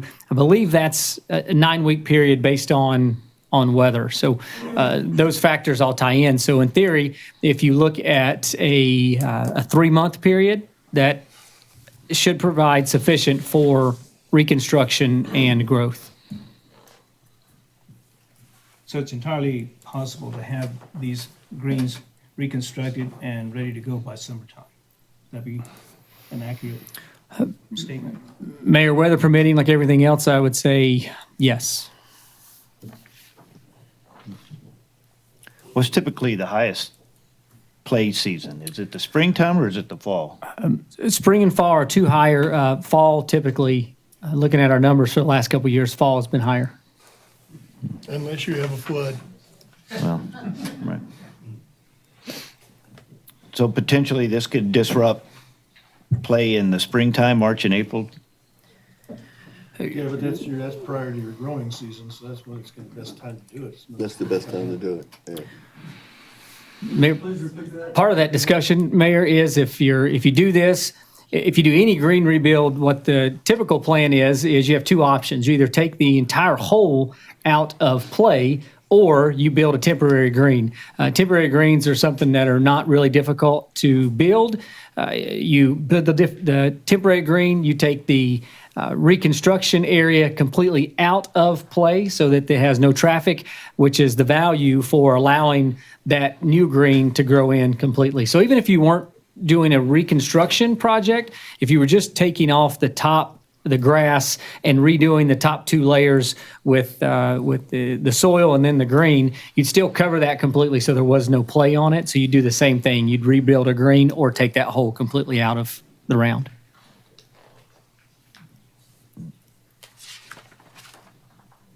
Anybody else? All right. Well, at this time, I will entertain a motion. Mayor, I will move to hire Larson Golf Services to repair, replace greens 5, 6, and 7. Authorize the city manager to enter a contract with Larson Golf Services to repair 5, 6, and 7 for an amount not to exceed $187,583, and direct the city manager to bring back to the council at the next meeting a budget amendment for the $187,583. And I'll second that. All right, I have a motion and a second. Any further discussion? Yes.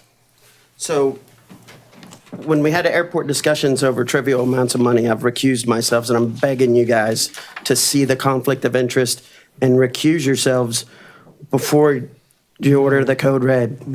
It is not a. You were president of the organization, of the BOA. Not after I took this position. And then you've been able to vote on everything else to do with the airport. So we have new legal here today. I don't know how up to speed you are on this. It's unfortunate that Aaron's not here. Plead with you, like Aaron pleaded with me, not to allow me to vote on something with an obvious conflict of interest. It's not an Because I obvious put myself conflict of in legal interest. harm. It is not a conflict of interest. I vote You're on, voting Court of order. I read, too. Order. Go to the library. you know, Order of the day. All right, Do you have it? Dawn. In the cases we're talking about, the airport vote Don is a property owner at the airport. In this case here, nobody is a property owner of the golf course. So in my opinion. We kind of all are. It is not, No, well, so yeah, city owns the golf we'd have to course. recuse all 7 of us. The city. no, So, that's not a conflict of interest. Thank you. Did you say it's not? Thank you. Okay, we'll make sure that's on the clock at 8:45. And then we get to see how everyone votes. How fun. I can't believe you guys don't want to recuse yourselves on this. It seems silly to me. We don't have a conflict of interest. How do you That's why we're believe not that? doing There's no financial Because gain we to have me, no one way or financial the gain other. as a result of this. It does need to be discussed. You guys are killing your own golf course right now. You're doing it. You're taking the steps. We've already lost one. You want to save one, you could do it individually if you feel the need. But if you take whatever action you need to take.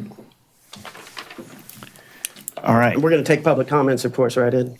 We've already taken public comments. But we had tonight. further discussion and then you open it up The back further, to the. the further discussion was for council. It's on you. council. Yeah. We've got a second and a motion, so further discussion is for It's all right. council members. As I stated before the motion, for me personally, I would like to wait until we had more information. So I am not going to be supporting the motion at this time. I think it's prudent to, as a lot of people have requested, both on the council and in the community, to make sure that we have all the information together before we make a decision on one portion. That being said, does not mean that I would not support improving the greens or doing repairs on the greens in the future, but I would like to look at all aspects of the golf course. Management, operation, fees, everything, what repairing the courses could mean, repairing the greens could mean to the course, what not repairing them could mean. Do we want to do all of them at one time instead of just 3 and actually put the money into it and get it all going? In my mind, we're just not at that point just yet. I mean, as much as I would like to see our golf course improved for the future of our community and tourism, everything that we have our economic development director working on, our new Parks and Recreation director working on as far as bringing people to our community, retail strategies, and their marketing to potential businesses and stuff. I think there's a lot more stuff out there that we need to look at other than just, okay, let's fix the greens. We have known for a long time that we do need to fix them. We do need to do the irrigation. We've been told, again, I've mentioned this earlier, management companies have taken a look at it and said they would not be interested in professionally managing it unless the city did invest money to fix the irrigation and the greens and cart paths and all these kind of things. They just weren't interested unless the city was willing to sink a bunch of money into it to get it up to their standards. We've heard from some buyers that in the past that said, well, we might be interested if it was up to standards. I do believe when we sold the Highland Lakes Golf Course, had we not shut it down and kept it in operation, that we probably could have sold it and did a better job marketing the Highland Lakes Golf Course. And so I would like to, again, I would like us to spend a little more time, or maybe a bit more time, actually doing research on this course before we just start fixing the greens. I have one more thing, if I may. Yes. I just want to confirm with all you guys that you've read the ethics policy relating to your position. Yes, we have. Everyone's got it. It's not a speech. You're going to say Go ahead. everybody who reads should recuse themselves? Court of order. That's a specious argument. It's not. It's for Order the in the record. court. Okay. Get started. All right. Get started. All right. I have a motion and I have a second. All those in favor say aye. Aye. All those opposed, nay. Nay. I don't think you need a roll call. You don't need a roll call. Oh, okay. It's Tom vote. We have 2 nays. At ease. Who did I? I'm going to start over again. All those in favor say aye. Aye. All those opposed, nay. Nay. Motion carries 5-2.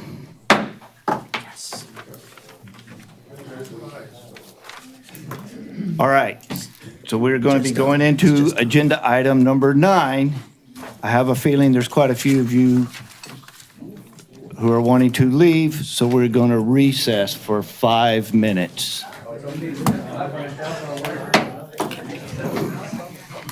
You hit the restroom. Yes. Chocolate? Sure. If they fix the screen, how are they getting water to it? If the sprinkler system is on. So you're willing to spend. We don't know that there isn't water to them. How do we know They that? said that the sprinkler system is so messed up up there that it's going to take so much. That's what Well, yeah, Yeah, it's their water now, and the sprinkler system breaks a lot, so we have a lot of repairing. I work with sprinkler people, so I Yeah, understand this. and that's the problem with the irrigation system. We can water those greens. They're watered now. So if they're going to tear up the green, this is what I'm saying to you, because I work with contractors. Today I was working with our sprinkler person, okay? We're doing almost 2 acres of land. The only way we're actually going to be able to get that through is if we make it a bond issue and have everybody vote on it. well, not necessarily. I don't know. We have to see. I don't know. I don't know either. Go to the restroom and get me some coffee.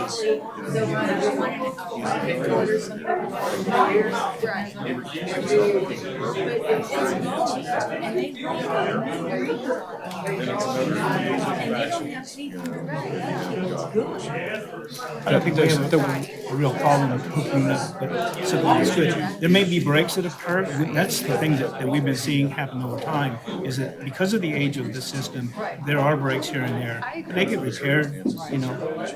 And the heads are not on the green. No, they're not heads on. The heads are off the green.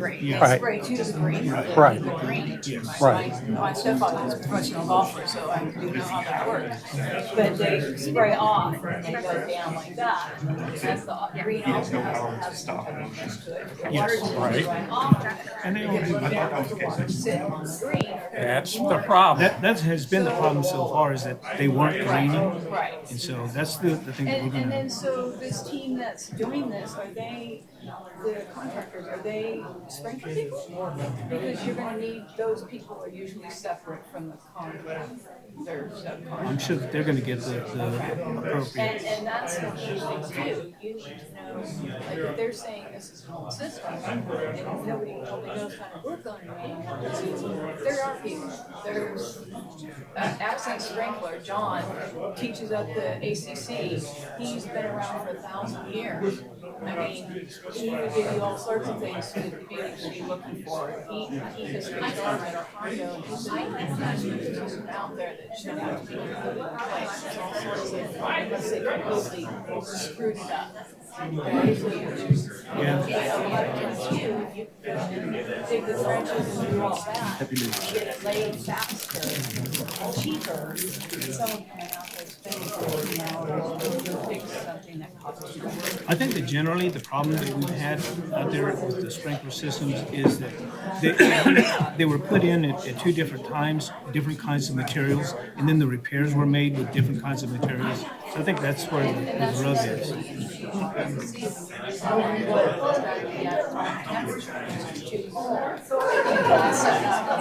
Right. Yeah, I think we're trying to move away from PVC. Yeah. Well, I don't really know what kind it is. I mean, I don't know.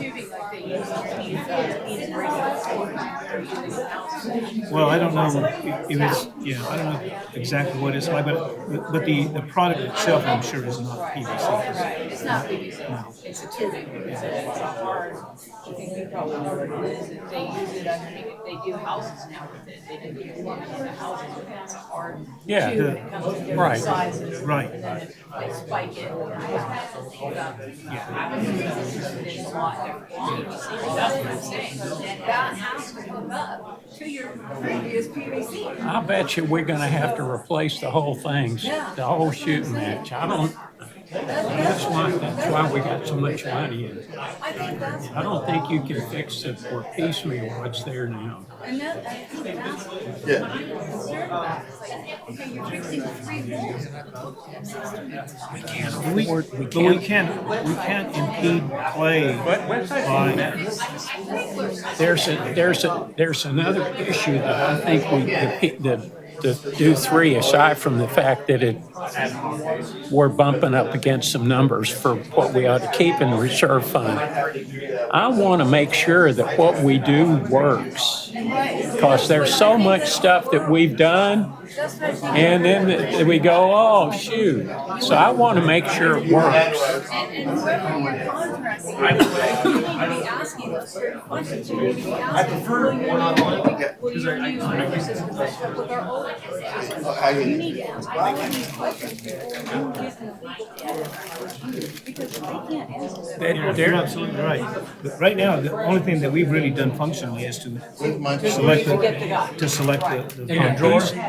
They're going to rebuild these greens where they are, and they're not going to have to fool with the irrigation system just to do the greens. Unless they're tearing up the trees, they tear up some of the Yeah, because irrigation. that's what's gonna happen. That's what happened with our yard. We had perfect management of the yard on one side, but we contracted the other side. There's 2 acres of land and it's downtown. We just have to make sure that if they tear anything up in the process of doing the work, that they're gonna be liable for the repairs. And if they're driving heavy equipment, there's so much rain out there. That just goes back and forth.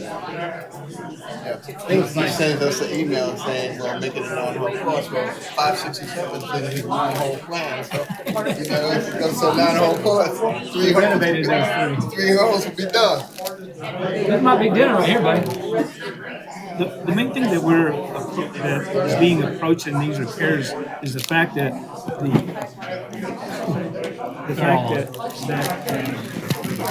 the drainage has been so bad. Water stands there, kills roots and does other. It's a long 5-minute break we're taking here. Mildew or mold the surface. All those things. Yes. So I think that's I understand. They just laid ours on or granite, and then it's settled. It's now sinking. We just paid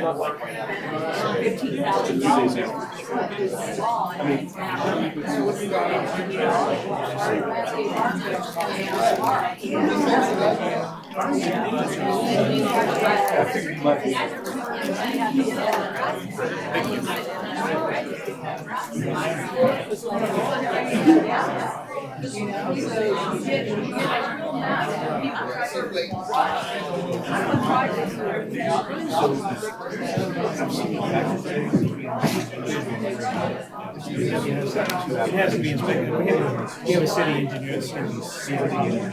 We have to make sure that they basically on this. But John's great. Yeah, I don't know that I'm going to go there. That's why I say that. That way I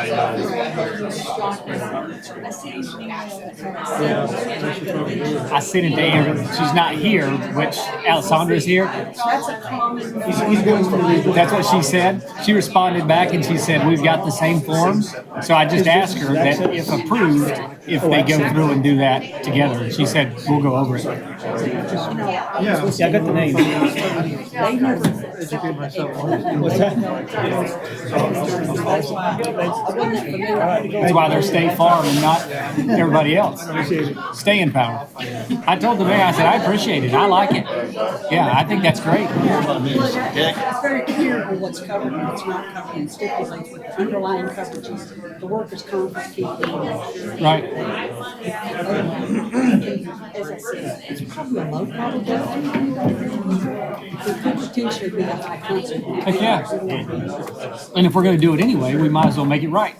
I liked it. How much Like I longer? said, I'm appreciative. Couple hours? Thanks. No, I don't think they're ready. The irrigation system, 2021 budget has 2.3 million for irrigation, and then skip a year, and then the next year there's 2 million for irrigation. Is that, as Mr. Weatherly suggested, the 2 million that is 3 years out, is that for the other golf course, is no longer relevant, or is that? Well, no, it would have been removed out. So if the total's 4 million, that would have been all for this 4.3, course. right. It hadn't been estimated out. Those are the general.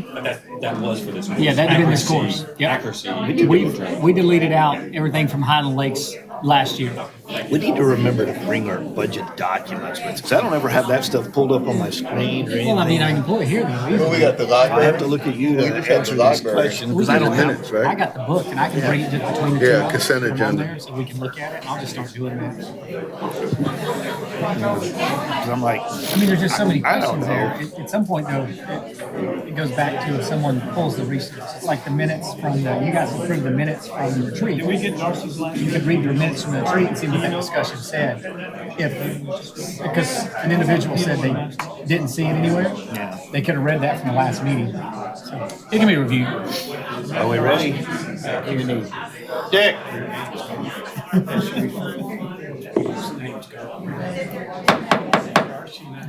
All right, we are reconvening.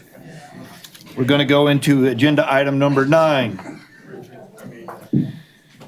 Discussion, consideration, and possible action regarding an agreement between the City of Lago Vista, Texas and Gophers LLC as for a design-build collaborate project for the library and City Hall. All right, this is part of our municipal complex expansion out here. The library is way over there, and it comes this way, and the City Hall's here, and it goes that way, and it's in this open space right in here between us. Gophers was selected as the contractor to build the library and City Hall projects back in November. Staff has now created this agreement with Gophers for the design-build services. The agreement includes a not-to-exceed amount of $740,880 for the 2 projects. Library expansion includes 70 by 70 building interior build-out, HVAC second story, which is unfinished.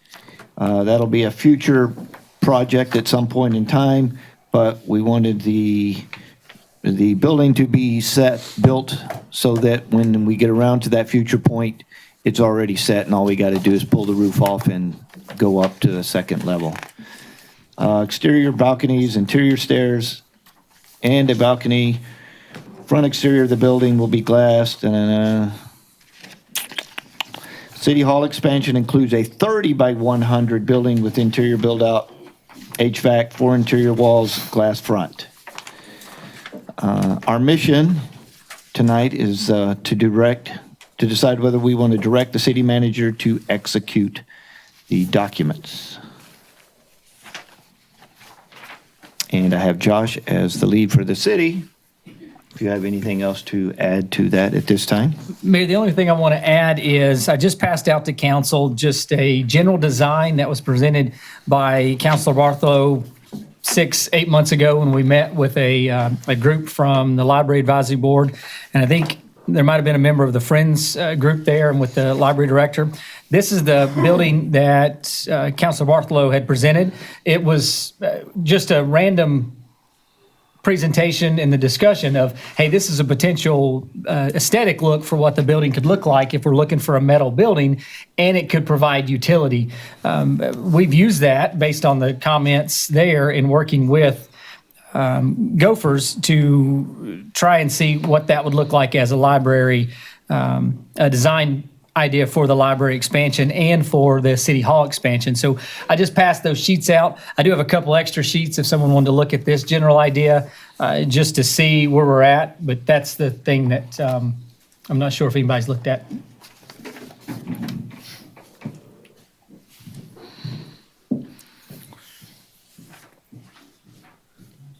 All right, while he's passing out, does anybody have any questions or comments?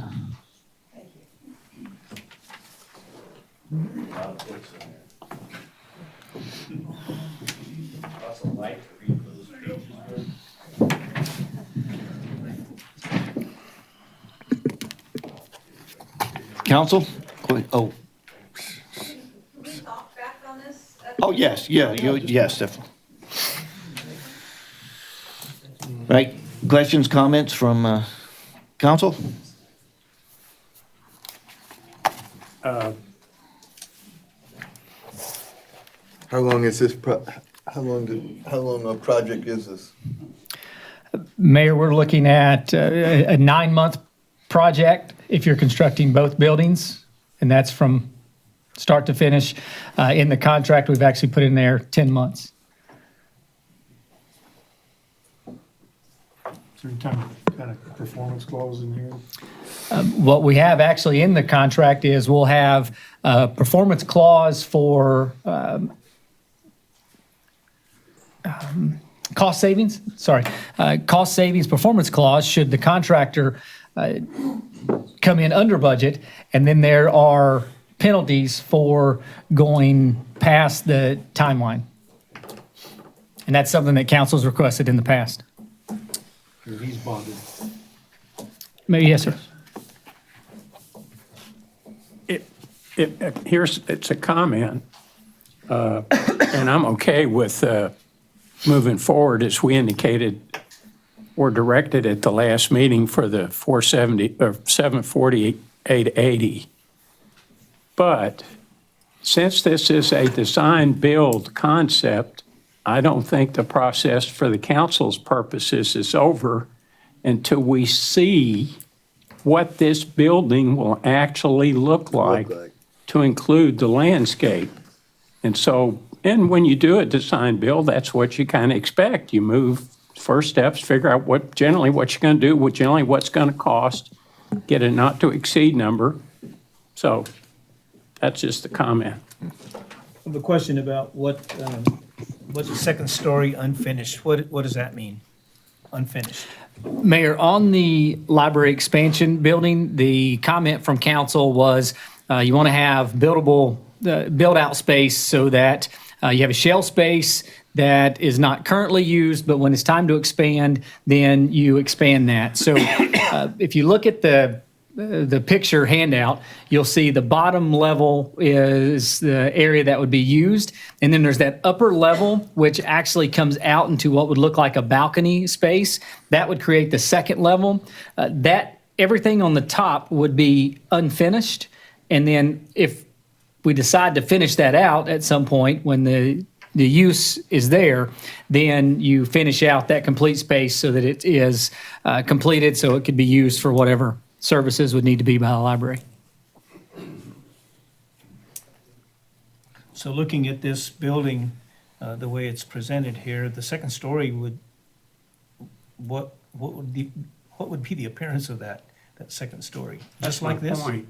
We get to see that before and approve it before it gets built the way he would show it to us. Okay.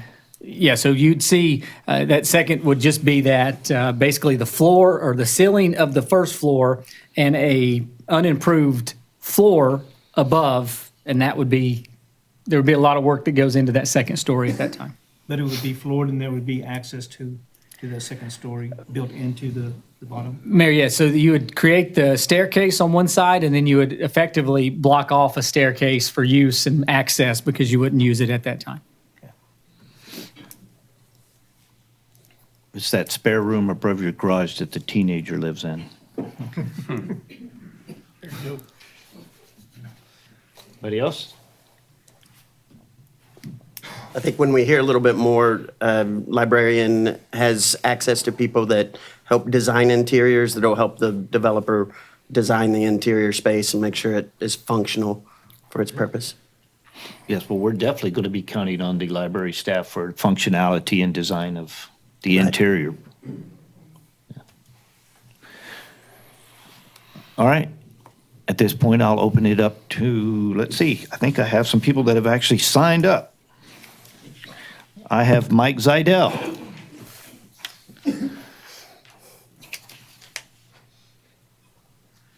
Thank you, Mr. Mayor, Council, City Manager. I'll try to keep this shorter than the golf discussion. Actually, I had sent you all, several of you anyway, some concerns earlier in the day, and I think that was based on the absence of information that's included in the packet this evening as it relates to this project. Subsequent to that, we were given some further information. I think it was from the November 21st packet. It has a lot of detailed information in connection with this work. Okay, so I apologize for, annoying you with my emails or phone calls. But we do have a few questions, and I think maybe you alluded to it. First of all, I'm on the Library Advisory Board. I participated in the group that was looking at a library expansion. So I've been involved with it for a while. I live at 20106 Victoria Chase. I don't know if I mentioned that. Okay. In one of the things that we're concerned about at this point, and I know the answer to this, is that we need to get some input on the flexibility of the interior design specifically. There was a schematic on the November 21st packet that showed an outline of the interior design. And that raised some concerns. But subsequent to that, I think I heard, and I would like you to confirm that's flexible based on the input from not only the library staff, but maybe some a design professional, design architect that's familiar with library design. So we're not locked into anything at this point, right, as far as the interior design on the first floor. That is correct. Right. Mayor, if I can add a little more to that, please, sir. So for the past year, so we've now started January. About this time last year, we started meeting talking about the opportunity to expand the library based on the information coming back from the library to expand services. We started looking at spaces, trying to figure out what the needs were going to be and thoughts, and talking to library staff. And the immediate request was, what space do we want to see? How do you want to see new uses, existing uses? And the charge back to the library team was, tell us what you want. And so after 3 or 4 months, that was a challenge because the team didn't know what the optimal use of that space was going to be. The conversation at that point was maybe we should seek a professional, someone to come in, a design professional, as in previous projects in the past, that could come in and say, how do you maximize the current space and a new space for flow, for use, and for programming to make it effective? Those conversations continue to go on. There was another person that came in, a librarian that came in to look at the space. And at that point, the discussion went towards, let's create the shell of the building without walls and structure on the inside to leave that 70 by 70 wide open, so that when you have a design professional or a team, whomever decides how that use is going to be utilized, then you build those spaces. We've talked about walls, we talked about hallways, we talked about glass enclosed areas for visibility, we talked about programming space for youth, for teens, for reading. All those ideas were pitched out there, but they were just ideas. And so this space is an open space floor plan that is not part of this contract, so that it can then be realized into whatever that functional space would be. The only thing that would be realized here is building this building connected to the existing structure and removing the wall from the existing structure into this building, so that it's an open space going where the presidential stacks on the wall now, pretty much.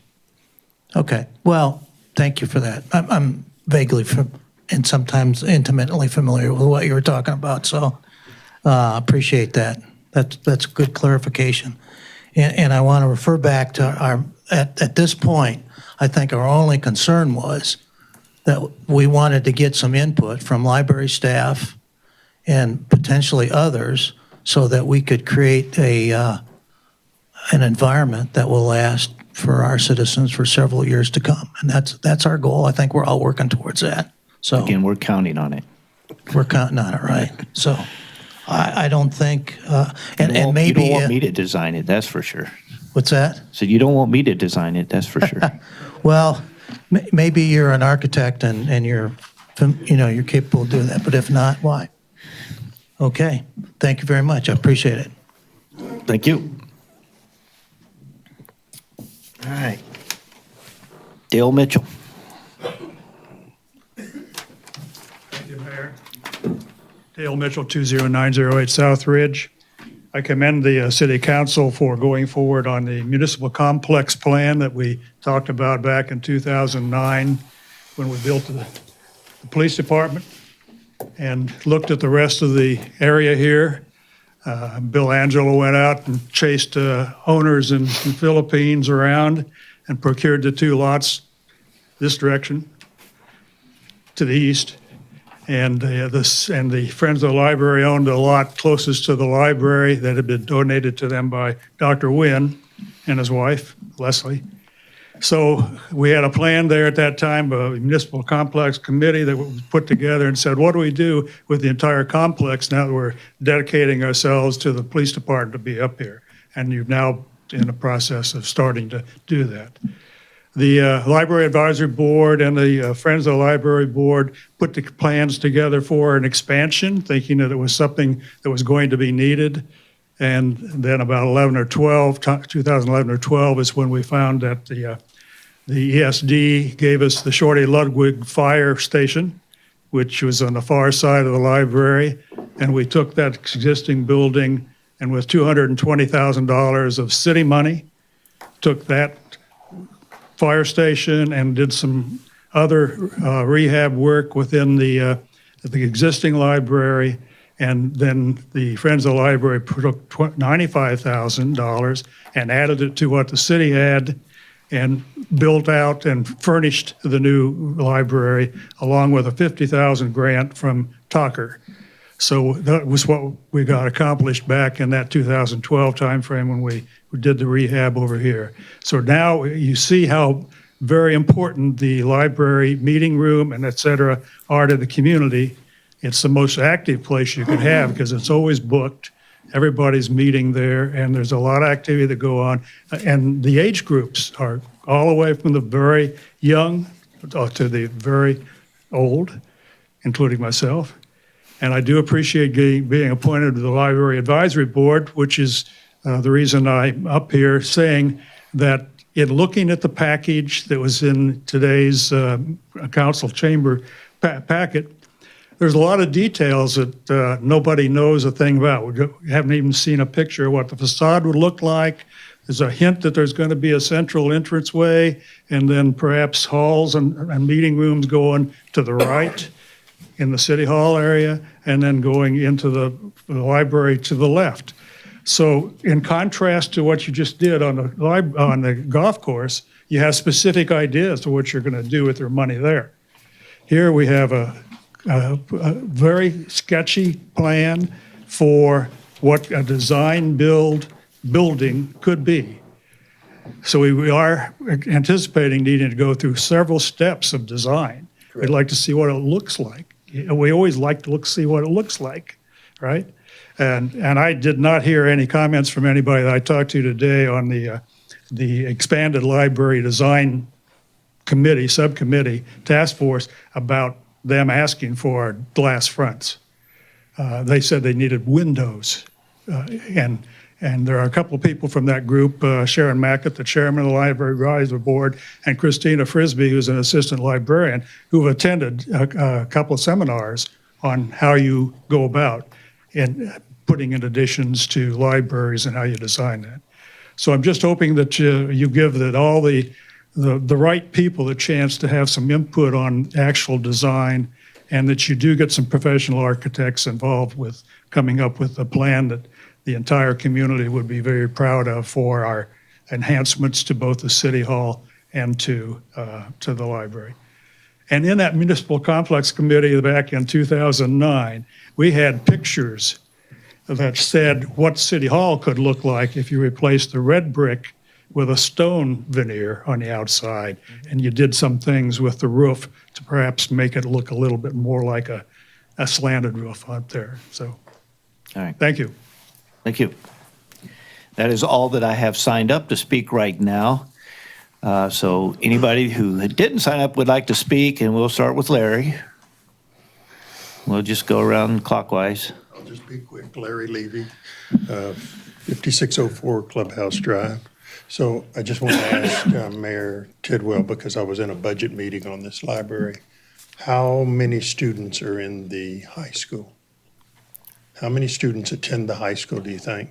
It's 1,500, 2,000? I would say about 550, 600, somewhere around there. How large is their library?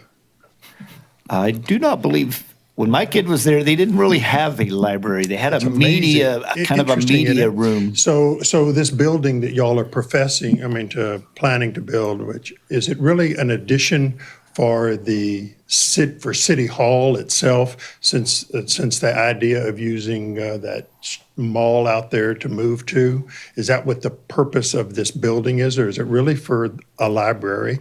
And how much extra space do you really need for a library? I asked this question at the budget meeting, if y'all heard of Blockbuster, because everything is going online. And I was just wondering, are y'all just needing meeting space? Is that the primary purpose of this building? Well, is it offices? Is it No, offices for someone in City Hall here?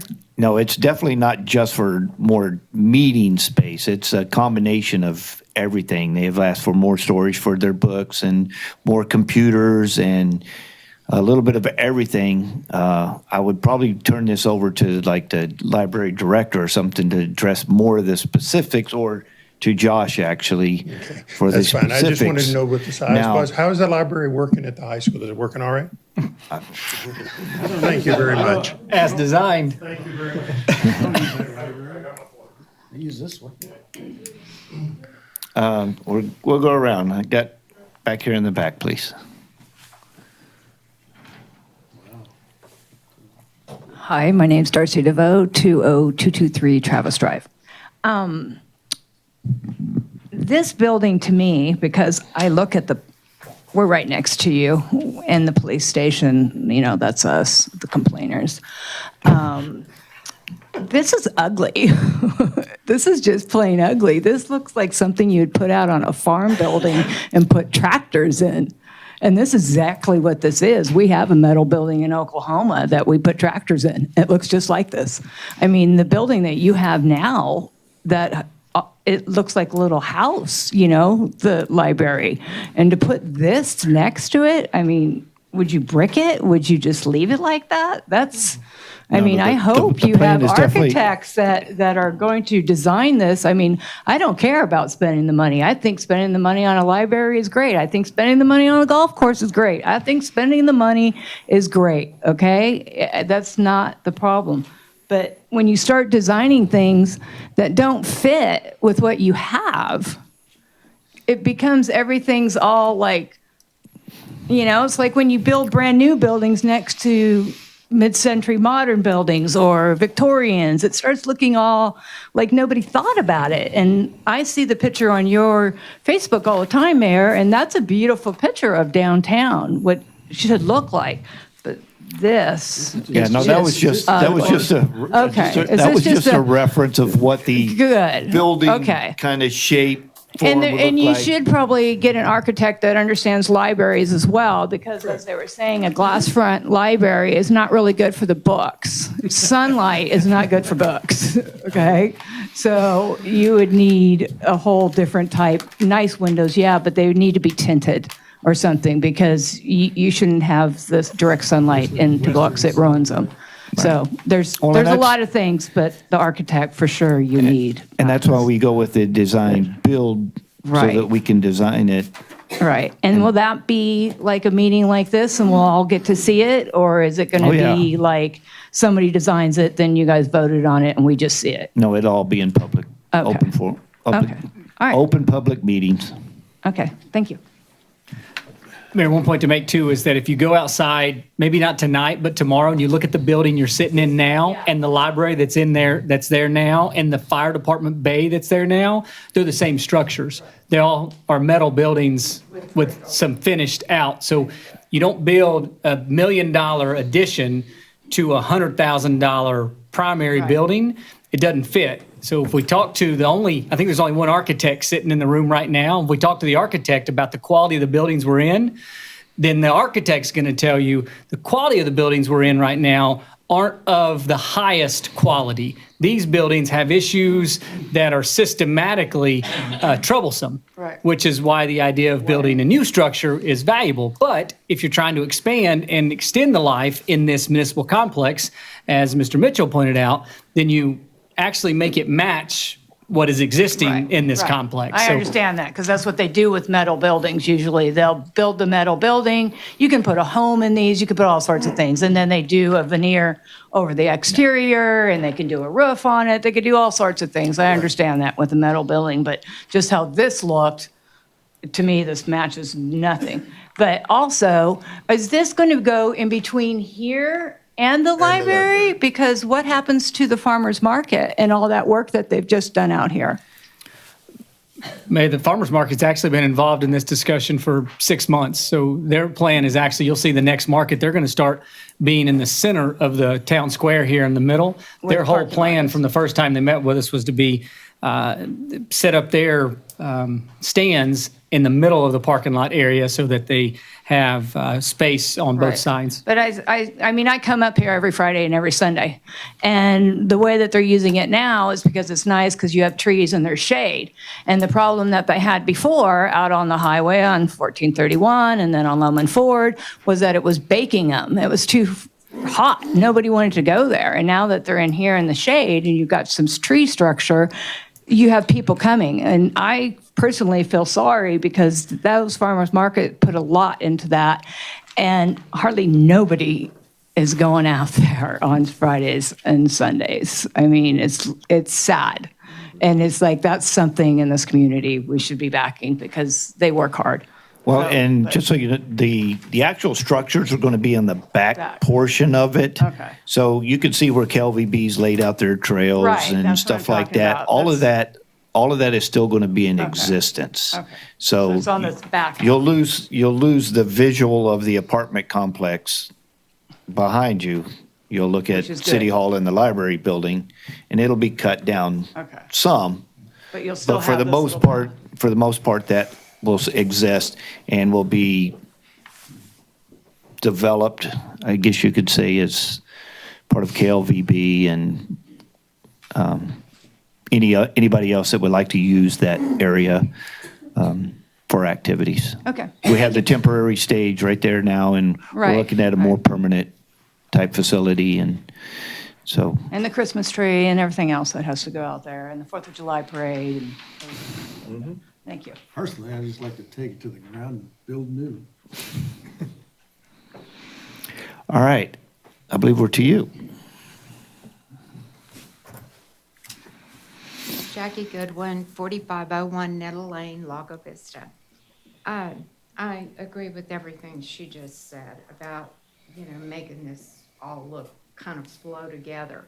My question is, are all of these buildings going to be connected in some way? Eventually, yes. Eventually. Okay. And there is going to be extra meeting rooms because we are very lacking in that here. So the library portion of it will be reserved mostly for the library and events that they have there. The City Hall portion of it will have partitionable meeting rooms that can be blocked off or opened up depending on the size of the rooms that you would like to use. Okay, good. Thank you.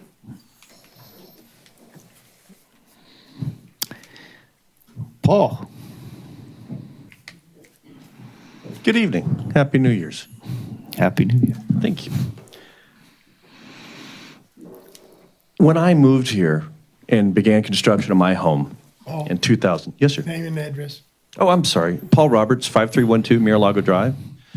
When I began construction, when I began construction of my home in 2014, and it stopped, and I had to sue North Shore Homes and put them out of business and into bankruptcy, I was fortunate to have come across IRA. Very, very responsive. I was panicked. I had water coming in through openings throughout my home, through the Juliet balcony door up above in the front, the balcony out back, everywhere. It was terrible. I was panicked. I was calling him, trying to find a way to move forward. Anyway, it was a terrible, horrible, emotional experience. It took 2 years to resolve before I finally finished my home. While I didn't contract with Ira and Gophers, I can tell you and attest to my personal experience with him and his company that he was, like I said, very responsive. I interviewed him. He came to my home multiple times. I found that he had what I perceived to be the core competencies necessary for not only fixing everything wrong with my home, which was extensive, but finishing it. In the end, I decided to complete the home myself. With that being said, and with respect to the library project, I learned quite a bit going through my experience and becoming a general contractor overnight that I'd like to share with you guys so that everything goes well. I think it was Benjamin Franklin who once said something to the effect, and I'm paraphrasing here incompletely, but a well-penned contract is key to everybody being happy in the end. References are important. For work completed, say, a couple years ago, work that's been recently completed, and work that's currently ongoing. That way you can find out, are they showing up on time? Are they doing what they say they're going to do? Are there any problems arising that were unforeseen? The contract, is it a cost-plus contract? What kind of contract is this? Cost-plus. Cost-plus, that's fantastic. Good. That's correct. No, it's not cost plus. It's a cost plus a design fee, or a cost plus fee.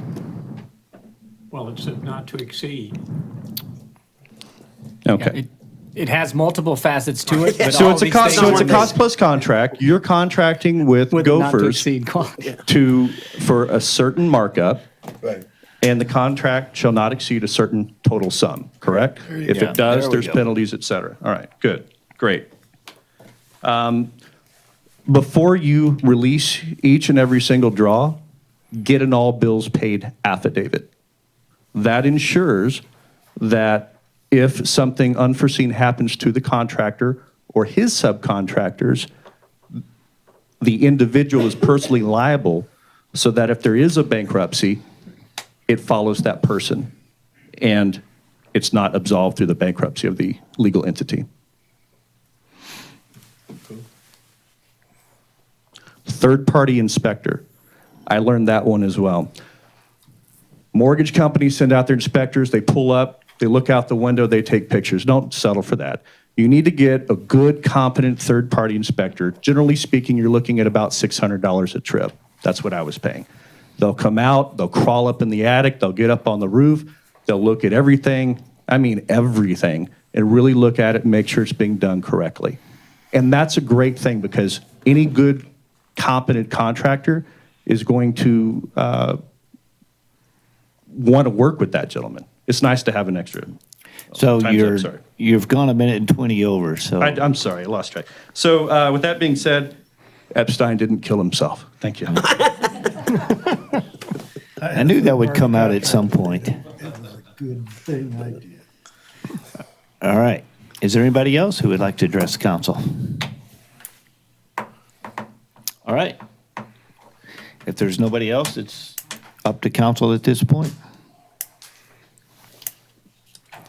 Mr. Mayor, I would make a motion that we authorize the city manager to execute the documents to start the expansion on the library and on City Hall.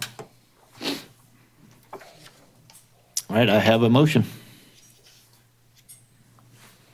Second. You got in there. All right, I have a motion. I was about to bang the gavel. Yeah, I'd like to discuss too, but All right, I have a motion and a second. Any further discussion? yes.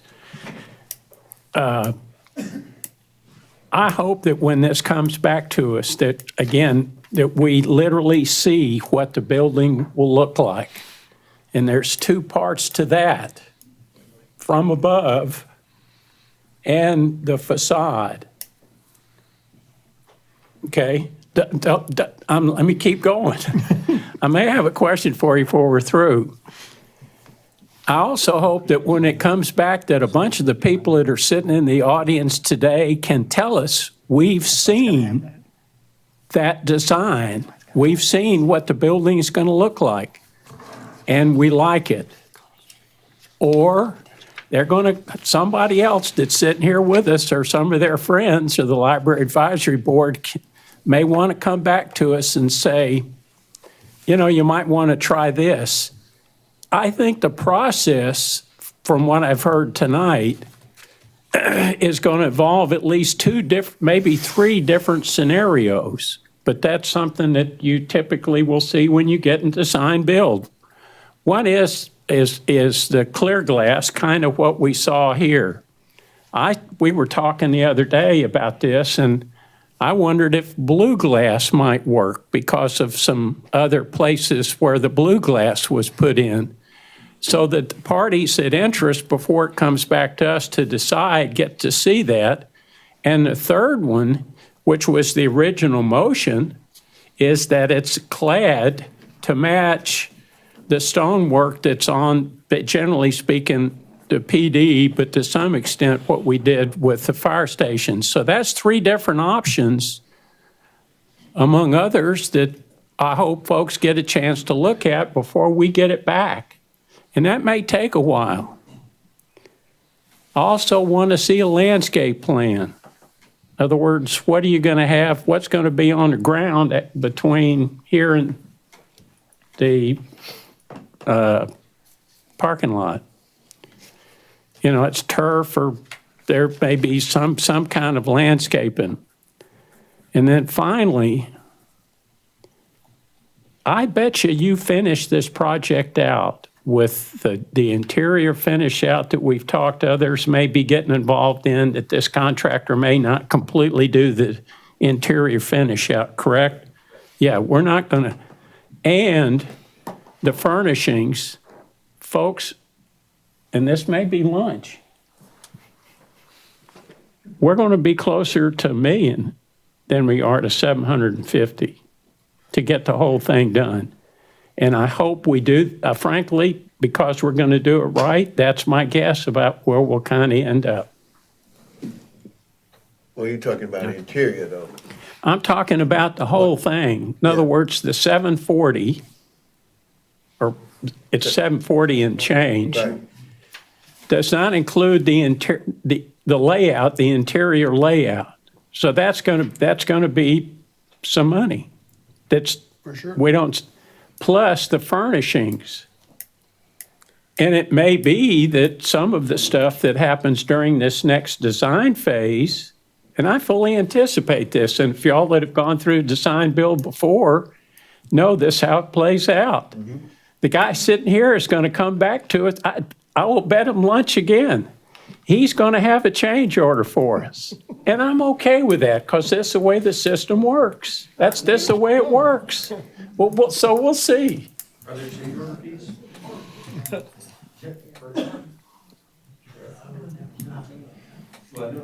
I got that down there. Ira. Come to the mic. Ira Weisman, 7306 Cowpoke Trail. I'm the guy that can't afford to live. Sorry, Josh. The reason why I wanted the incentive to come under budget was because I don't want it to get to $1 million. Although I'm not doing the interior build out, I'm not doing the furnishing of the library or of the city addition, I still don't see it coming to there. Because I do think that why 7,488 is the number, I believe that I can get it cheaper. And that's why I like going with you. I know how your work is. I'm just, I don't want you to go to $1 million either. I'm saying closer than where we are here. That's all. Right. Well, Then I trust you to do it right and cheap. But he's including No, I won't be cheap. I he's including everything, the interior Right. furnishings and everything, so. well, just one thing for the design. Hello, how are you doing? If you have a computer, go to Google and look up full glass metal building and look for that picture, and you'll find it, and you can see the whole design build of that building. And it's not just a metal building with glass in the front. It has glass that runs 11 feet down the sides.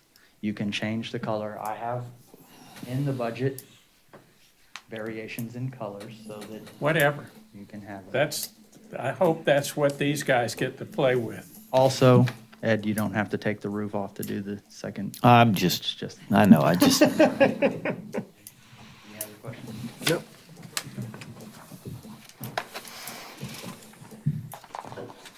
So where are we? all right, so I have a motion and a second. Any further discussion? All right, all those in favor say aye. Aye. All those opposed, nay. Hearing none, motion carries unanimous. All right, we are on number 10, I believe. Consent agenda? Consent agenda. There you go. All matters listed under consent agenda are to be considered routine by the city council and will be enacted by one motion. There will not be separate discussion on these items. If discussion is desired, that item will be removed from the consent agenda and will be considered separately. We have one item, and that is the approval of the November 7th, 2019 regular council meeting minutes. Questions, comments? Mr. Mayor, I make a motion that we approve the consent agenda. Stand by. Hold that thought. If nobody up here has any questions or comments, or anybody from this audience who has questions or comments? Proceed. Make a motion that we approve the consent agenda. Second. I heard Arch first. So Okay. Arch gets the second. I have a motion and a second. Any further discussion? All right, all those in favor say aye. Aye. All those opposed, nay. Hearing none, the motion carries unanimous. Number 11. Discussion item, discussion and consideration for city-funded development projects. So this is brought forward. As you know, we were looking at a city project that would take place over here behind the police station. There was some communication things that did not go exactly as we would have preferred. And following that and listening to the community and looking at how things have proceeded, we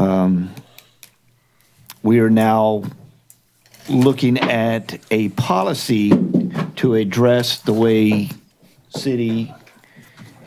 the city itself approaches projects and how it communicates with those people that are affected.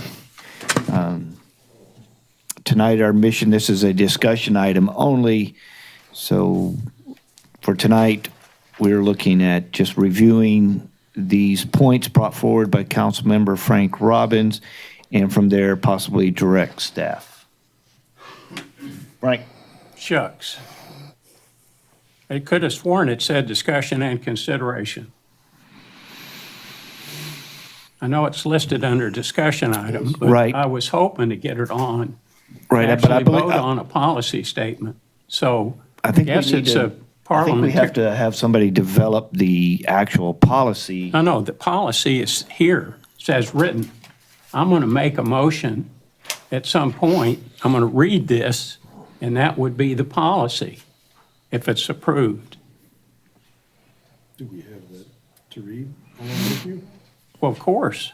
Yeah, but I was hoping we could actually act on it or approve or adopt the policy. So is this an ordinance or? No, it's a policy. It's a policy by motion. So the policy statement is as written, and it would be approved by motion. I'll make the motion, and I would read the policy. And I was hoping, Mayor, that we could actually do that tonight. It says consider, so. Yeah, it's put on the agenda, it was put on the agenda as a discussion item, though. I don't know that we can take action on it, being how it is a discussion item. Mayor, we've had items listed like this before. It does have the consideration in there, and I believe originally Dottie gave us the comment that as long as we say it could be considered, then council could take action. Alessandra may disagree, so you go with whatever she tells you to do. Has everyone been familiarized with the policy, or are you saying that you would establish it right now to be voted upon? Established right now to be voted on. But it was in the packet. It was in the packet. Yes. From my standpoint, because it says discussion and consideration, you would be able to vote on it if All you right. would like.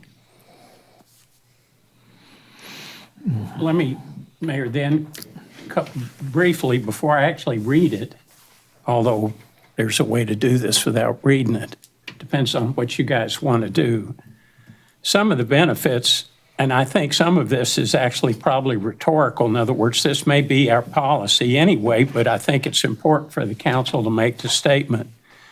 The no disturbance until the city has approved it, I think is something that's been said a number of times, but I think we ought to adopt it. That was the problem we had with the miscommunication with the clear cut.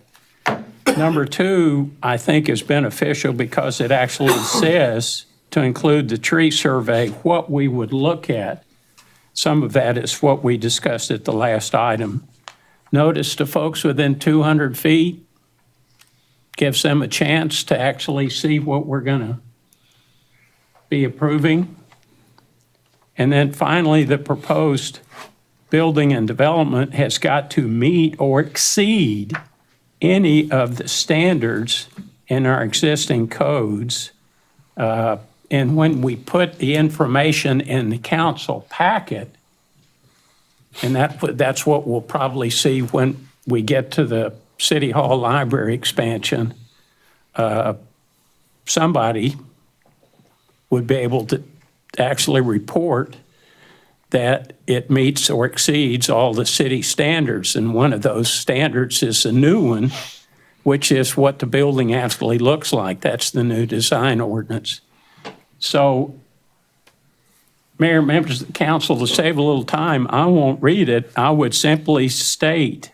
Well, before we get to that point of making any motions, we need to make sure everybody, including members of the audience, have a chance. Because I have one other thing on here. This, number 3, notice to property owners for 200 feet will be given of the council meeting at which the council will consider the plan. Yeah, I have an issue with that. There is nothing in here. Let's see, no disturbance. Let me see, open proof. There's nothing in here about notice to property owners regarding when actual work will begin. Right. So I think that's something else. But you could do that, but that's just, this is the, right. But I think as part of our policy, I think we should also include, a certain, 72-hour, I don't know what time frame, but we need some notice to give to people so that they don't wake up at 7 o'clock in the morning and there's a bulldozer outside their door, even though they may have gone to the meeting. So that's something I would think could be added. Mr. Mayor, can I ask a question? Yes. Roy, why wouldn't this be done similar to how P&Z with the new signs that you're talking about putting up? Before you build anything, you put up the new permanent signs that you do. Certainly a way to do it. That's a P&Z meeting standard. Okay. They're not putting up a sign. So just like the mayor said, what you're doing is you would imply a more stringent policy, which is fine, but you apply more stringent policy on the city. Because I woke up Friday morning at 6 o'clock in the morning to someone building, and no one gave me notice any time in advance. No one seemed to care to unload wood at that time. So would it be, It's more stringent. is it more stringent than trying to contact everyone that's 200 feet from where You have to define. which one is more stringent, the 200 feet or the sign? I don't know.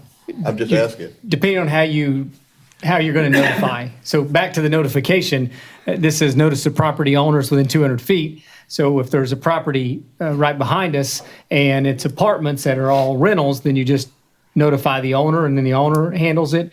Okay. Just looking at, we can make anything happen as a staff in terms of notification. We just need to make sure it's very clear of what we think. Is it a PSA that you put out? We've talked about on a development site, putting up the sign like you're talking about for that shows the plan and gives some of the dates on there moving forward. We think that's a good way of doing a city development project. Just clarify at which points are we notifying and what are we notifying of? Gotcha. And how are we notifying? Right, because I think the concern for us is it's not, if we put a press release out, that's not necessarily notifying people.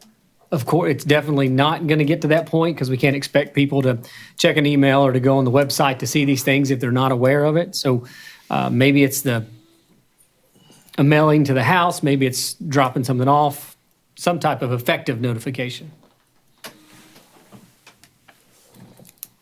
Anybody else? All right. Anybody from the audience who would like to address this? This does concern us. See it on there. A simple door tag would work nicely. That takes probably 200 feet around you, maybe someone a half-hour door tag that says, hey, just like when they're going to shut your water off, like they did ours right before Christmas, but didn't tell us for a whole complete day. Just a little courtesy of, hey, something's going on in the neighborhood. And it could come, like you said, 72 hours beforehand. That would be great. That would give us people enough time to cover their cars, shut their windows, turn off their air conditioners or whatever, because that all blows in the dirt. A sign being posted would be great because how do we know it was you doing it? I mean, to just somebody to come in on a piece of property and start bulldozing and the people there have no signage on their vehicles. How do we know it's even you? It could have been just somebody out of the blue. So we could be a concerned citizen, but we wouldn't even be able to tell you because there's not a sign. I mean, it took us, her, me, somebody else calling, coming up here, all the other stuff, and a week worth of stuff to get someone to say, hey, wow, what are we doing out there? So, yeah, a little bit, post it to Facebook, who cares? But post it somewhere that somebody's going to know, hey, we're mulching trees and it's going to make a mess and you're not going to be able to breathe. And if it's hot, you can't breathe anyway because the trees and all the mulch now stink to high heavens over there. So something would be great. Anything would be great. Gotcha. Thank you. Right. Mayor, maybe if that's a policy, maybe that's something that goes out for every builder because, as I said, the same thing happens 3 lots down from my house and the same kind of trees, movement of trees, and you mentioned earlier cedar fever comes in through the windows. I mean, that's a systematic thing that if we're making a policy, it would seem fit to apply to anyone. Is 3 days more effective than 7? I was just looking at a minimum when I said 3 days. People tend to forget that it's going to happen, but if I like the idea of a minimum for everybody in town. Yeah, but I don't want to set it too far out, like you say, where people forget, oh, yeah, I got something last week. That's what they were talking about. Yeah. But, we also have issues where if they're going to break ground on Monday, things got to go out on Thursday. Right. Yeah. So that's basically 96 hours in advance. So, sure. First, I I agree with Josh. And also, isn't there an ordinance already what time they can start in the morning? Don't we have a noise ordinance? Like you can't start between, 6 o'clock so that people could get fined.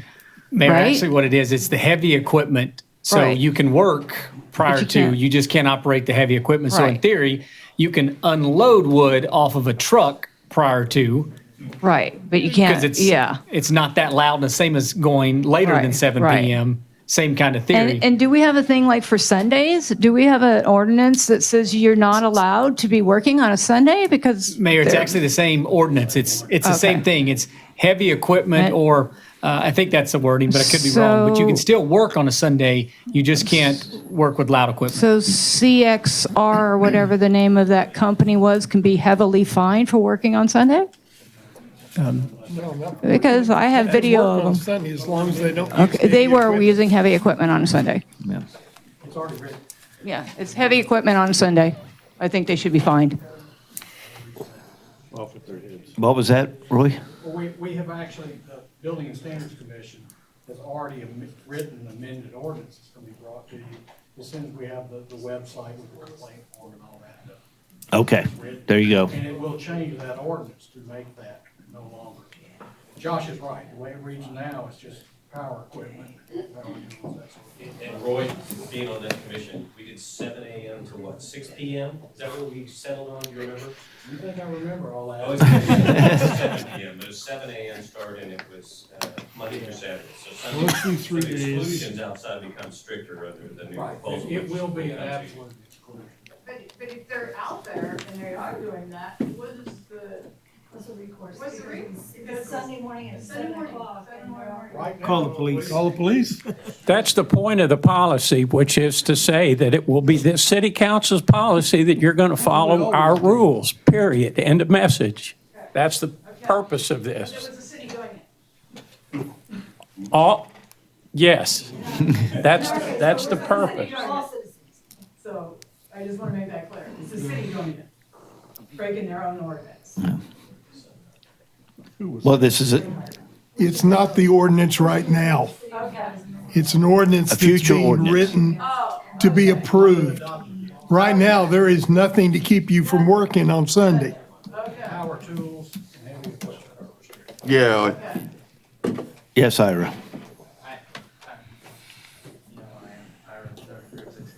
I only have one question about this, and that would be, what if a main breaks and there is no time to notify anybody? That's a whole different deal. Okay, Yeah. This is scheduled events. scheduled events. Okay. The same thing's true of the contract. You can make an arrangement. We'll do notices and all that. Mayor, but the way this is written, it's not scheduled events. So if, we just need to do some clarification, which can easily be done right now. It can be stated that, well, somehow, I didn't write the policy, but it can be stated somehow that effectively makes it, if we can do this now, we just want to clarify that. Public Works being an issue for a lot of projects, and maybe it's a section 5 even. It's not that complicated to add. Feels like it's not quite ready yet. I That's appreciate what Frank's That's trying why I to was do. under the impression it was for discussion only, but. Yes.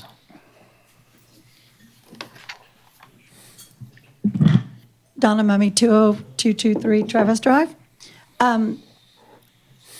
After the fact issues too, we had an issue Thanksgiving last year where they were working on the water. We didn't know what was going on out in the street, but they actually broke into they broke the sewer pipe and it backed up our septic into, not our septic, our, help me out, grinder pump.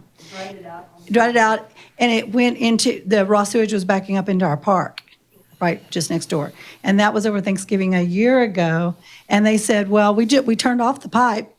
We're like, okay, great, but nobody told us to not use our showers, not use our, water to conserve it until Monday. That was on a Friday. And Monday, our grinder pump was going off and the alarm, and we were having to call someone out, and we found out the city had done that. And so even when they do things like that, if they did let us all know, hey, knocked on our doors and said, hey, we've shut your sewer pipe off. If you could not use your showers over the weekend to help out some, That's just another thing is if you were adding to policy or rewriting things, we needed notification that they had done some damage there, and they just shutting it off didn't help us because it could have damaged our grinder pump. Mayor, I don't know what that situation is, but if there's ever a time when you don't have sanitary sewer, the city's not going to leave it and ask you not to use your sanitary sewer system for 3 days, that we're going to fix it on a Monday. So I don't know that situation. We'll gladly look into it and provide facts to everyone in the world because That was it was the Friday before last year. yeah, it could have been a contractor, it could have been the city, It was Friday. but we'll look into the facts and I'll bring that back because that's a huge statement that the city told people not to use sewer for 3 days. We're not going to fix it.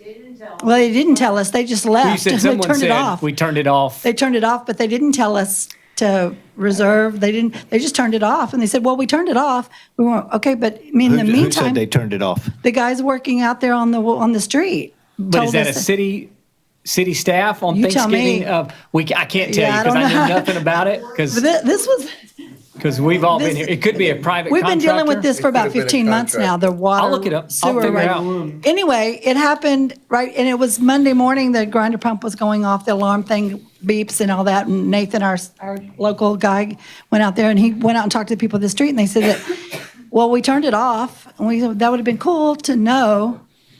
And then, but I know that they'll come out, because Christmas Day, I had the water main break behind my condo, and I had to call the police department and get them out, and I really appreciate they worked really hard and got it taken care of, because it was on the city side, there was water just going everywhere Christmas Day, and they were out there to do that. And I understand that some things are emergencies, but when one occurs like the sewer issue, it would have really been nice for someone to have let us know, just like that they were going to be doing the planned issue. I agree, Mayor. Anything with sanitary sewer or with your water service is an issue that's an immediate repair. Sanitary sewer spills, I think we've had a couple instances where we've proven that we get out there as soon as we detect it. So I'll look into it. I'll figure out what's going on. But is this policy the right place for that type of notice? Not on that one, Mayor, but that's still a follow-up, and I get what Ms. Mummy's saying. Comment, Mayor. Yes. Looks like there's a couple opportunities for improvement of policy, so Yeah. here's a suggestion. I didn't intend for city development to include public works projects, so one of the improvements would be to explicitly exclude public works projects, things, something. And the other one, which has to do with notice, that I think the mayor suggested that we make notice prior to the beginning of actual construction.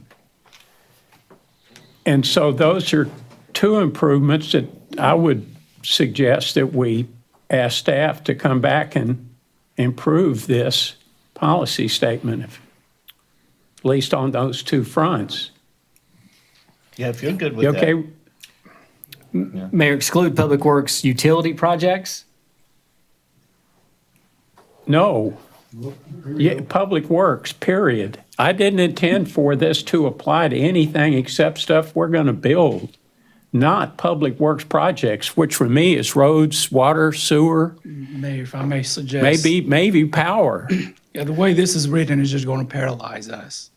And we schedule crews and we got emergency and pull them off, then we schedule them again. It's just incredibly difficult to manage 10 or 15 projects at the same time and in any given week. So if You're talking about public works projects, right? any projects that we design, construct, or manage, that will be Yeah, very I'm difficult for looking to us. exclude public works work. If we can, Pick another word. if we can exclude, as far as language, if you're looking for language, is to exclude public works projects that are constructed, designed, and/or managed, that would be terrific. Please. Can we bring this back at the next meeting? Mayor, Oh, that's it what- will be. And that's what Council Robbins It's not said. going through tonight. Okay. Yeah, I know we can hash the language out on this, Mayor, and get it ready. So if it's not voted tonight, I know we can have it ready by the 16th meeting. Okay. So my question, if we have a public works infrastructure project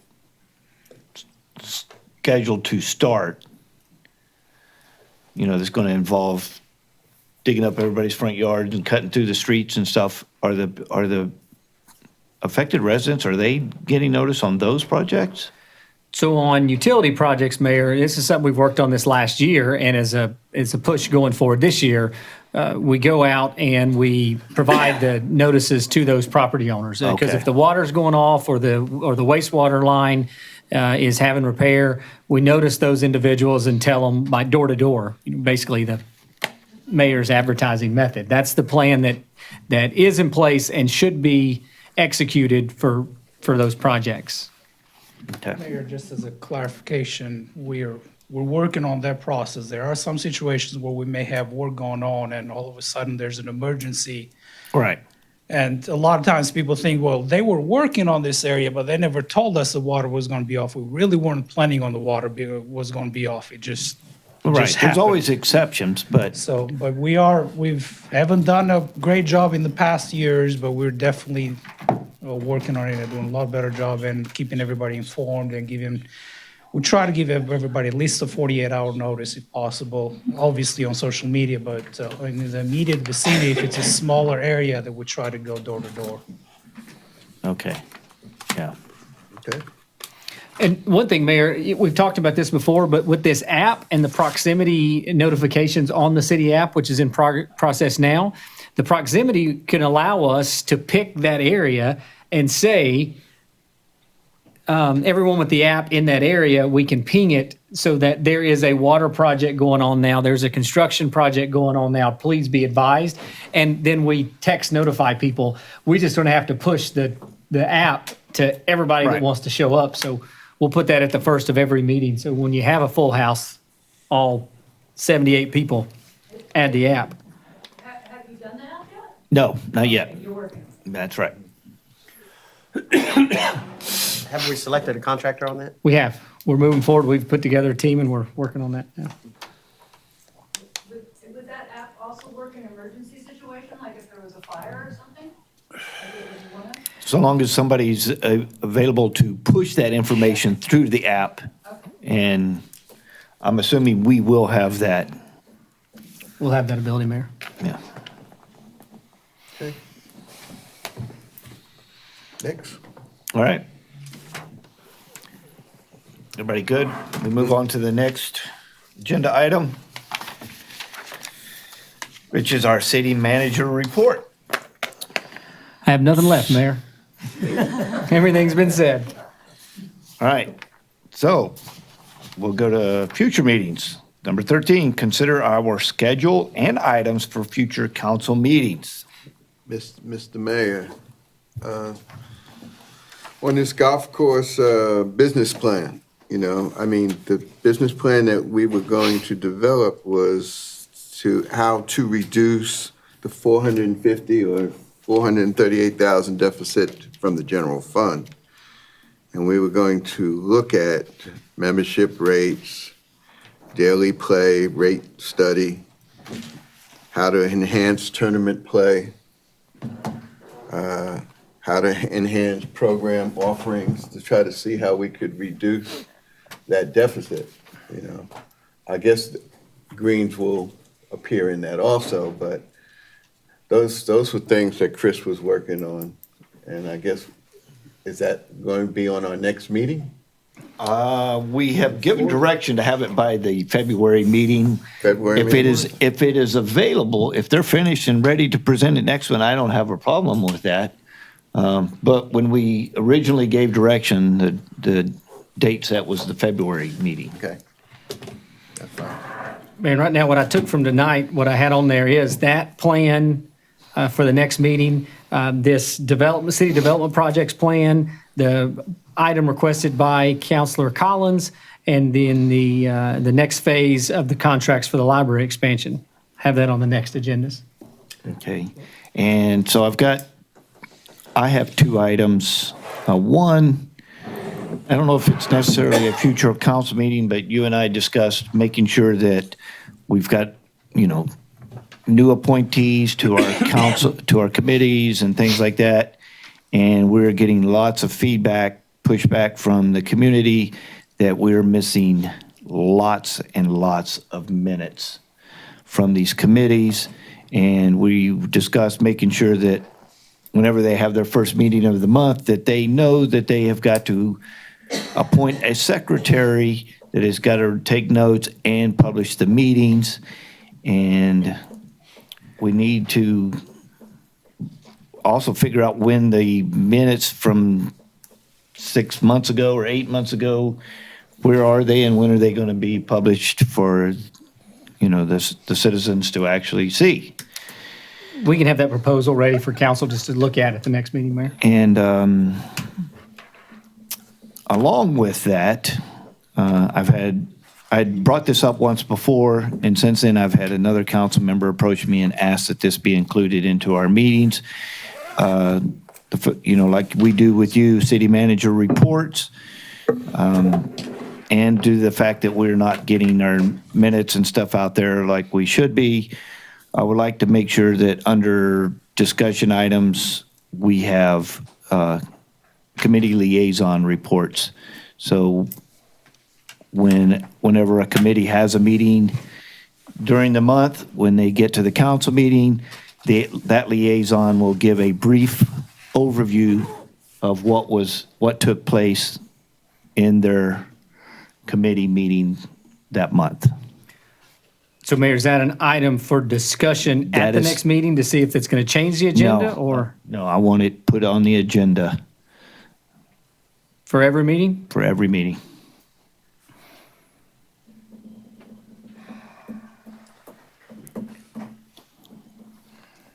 So we'll have city manager report and then we'll have liaison reports.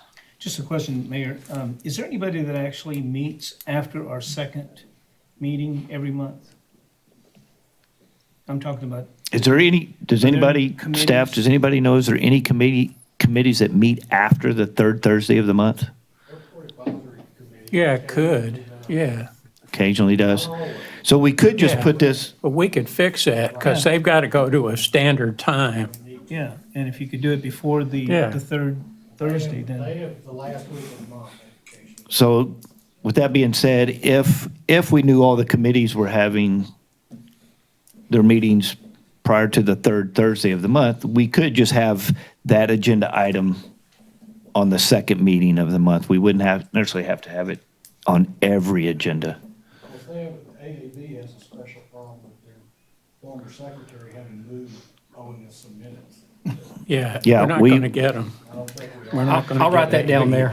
Yeah, we're going to have to, we're going to have to do something though, because we got citizens that are out there looking for this information Not a and, whole lot of meetings, right, but we've been getting nowhere with the problem. And we have some comedians that only meet quarterly. So those liaisons get a break. They don't have to do it 4 times a year. Mr. Prince is occasionally slow. We never miss it. Anybody else for future? One other item, Arch and I've visited briefly about this. We talked during the budget process of having, for lack of a better term, a building fee surcharge that the contractors would pay, and the money, whatever that number is, would go to a dedicated street fund. And so at some point we were wondering if the staff could bring that to us. I don't know when y'all would want to do that. I don't even know what the right number is. We threw out excuse me. Wouldn't you call that a street impact fund? No, because that's a separate item we approved. It's a separate item. There were 2 things that we approved doing this year. One of them was a call it a building surcharge. It would be paid when somebody gets a building permit, and that whatever that increment or that amount of money is would go to a dedicated fund to maintain the streets. The impact we approved going to a transportation impact fee, but that can't be used for maintenance. That can only be used for future expanded projects. roads. All right. But so the one I'm looking, at a prior meeting, I think we may have done this, may have been at the retreat, but we decided that transportation impact fee is going to play out after the strategic planning. But so what we're asking for is the surcharge building permit fee for maintenance, road maintenance. And Member Collins also had that agenda item with the ESD, that mentioned he's that. got legal. I mentioned that one there. Oh, you mentioned it? Oh, I'm sorry. Executive. I did. Yeah. Well, we need to, make sure we got that proper. Can I make one clarification for tonight's record? The revenue neutral budget for the golf course, I had requested that for the second meeting in the month. I guess you guys decided we're going to push that to February 4th. I thought when I was asking at the December 19th meeting, and I was asking how much time he needed. I just remember it. We might check the minutes, but just want to. But Mayor, what I just hold me said. accountable. No, I got you. But what I said to start was we're going to have it at the next meeting. So it'll be the second meeting of this month. It won't be February. Mayor, that's what we talked about the time. Based on what we took from that, it'll be ready January 16th. Okay. Yeah. That's good. Anything else future?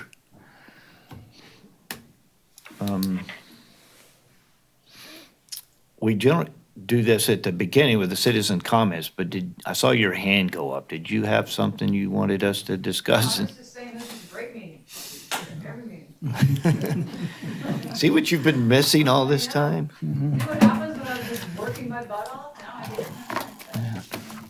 All right, so do we have anything that we need to go to? No. All right, I will call this meeting adjourned at 10:14 PM. Who won? Just didn't even take bets on this one. Oh, I was going to be after 10:30. Yeah. That would have been my bet. yes, I would have too. That's what you get for fighting all your friends to the council.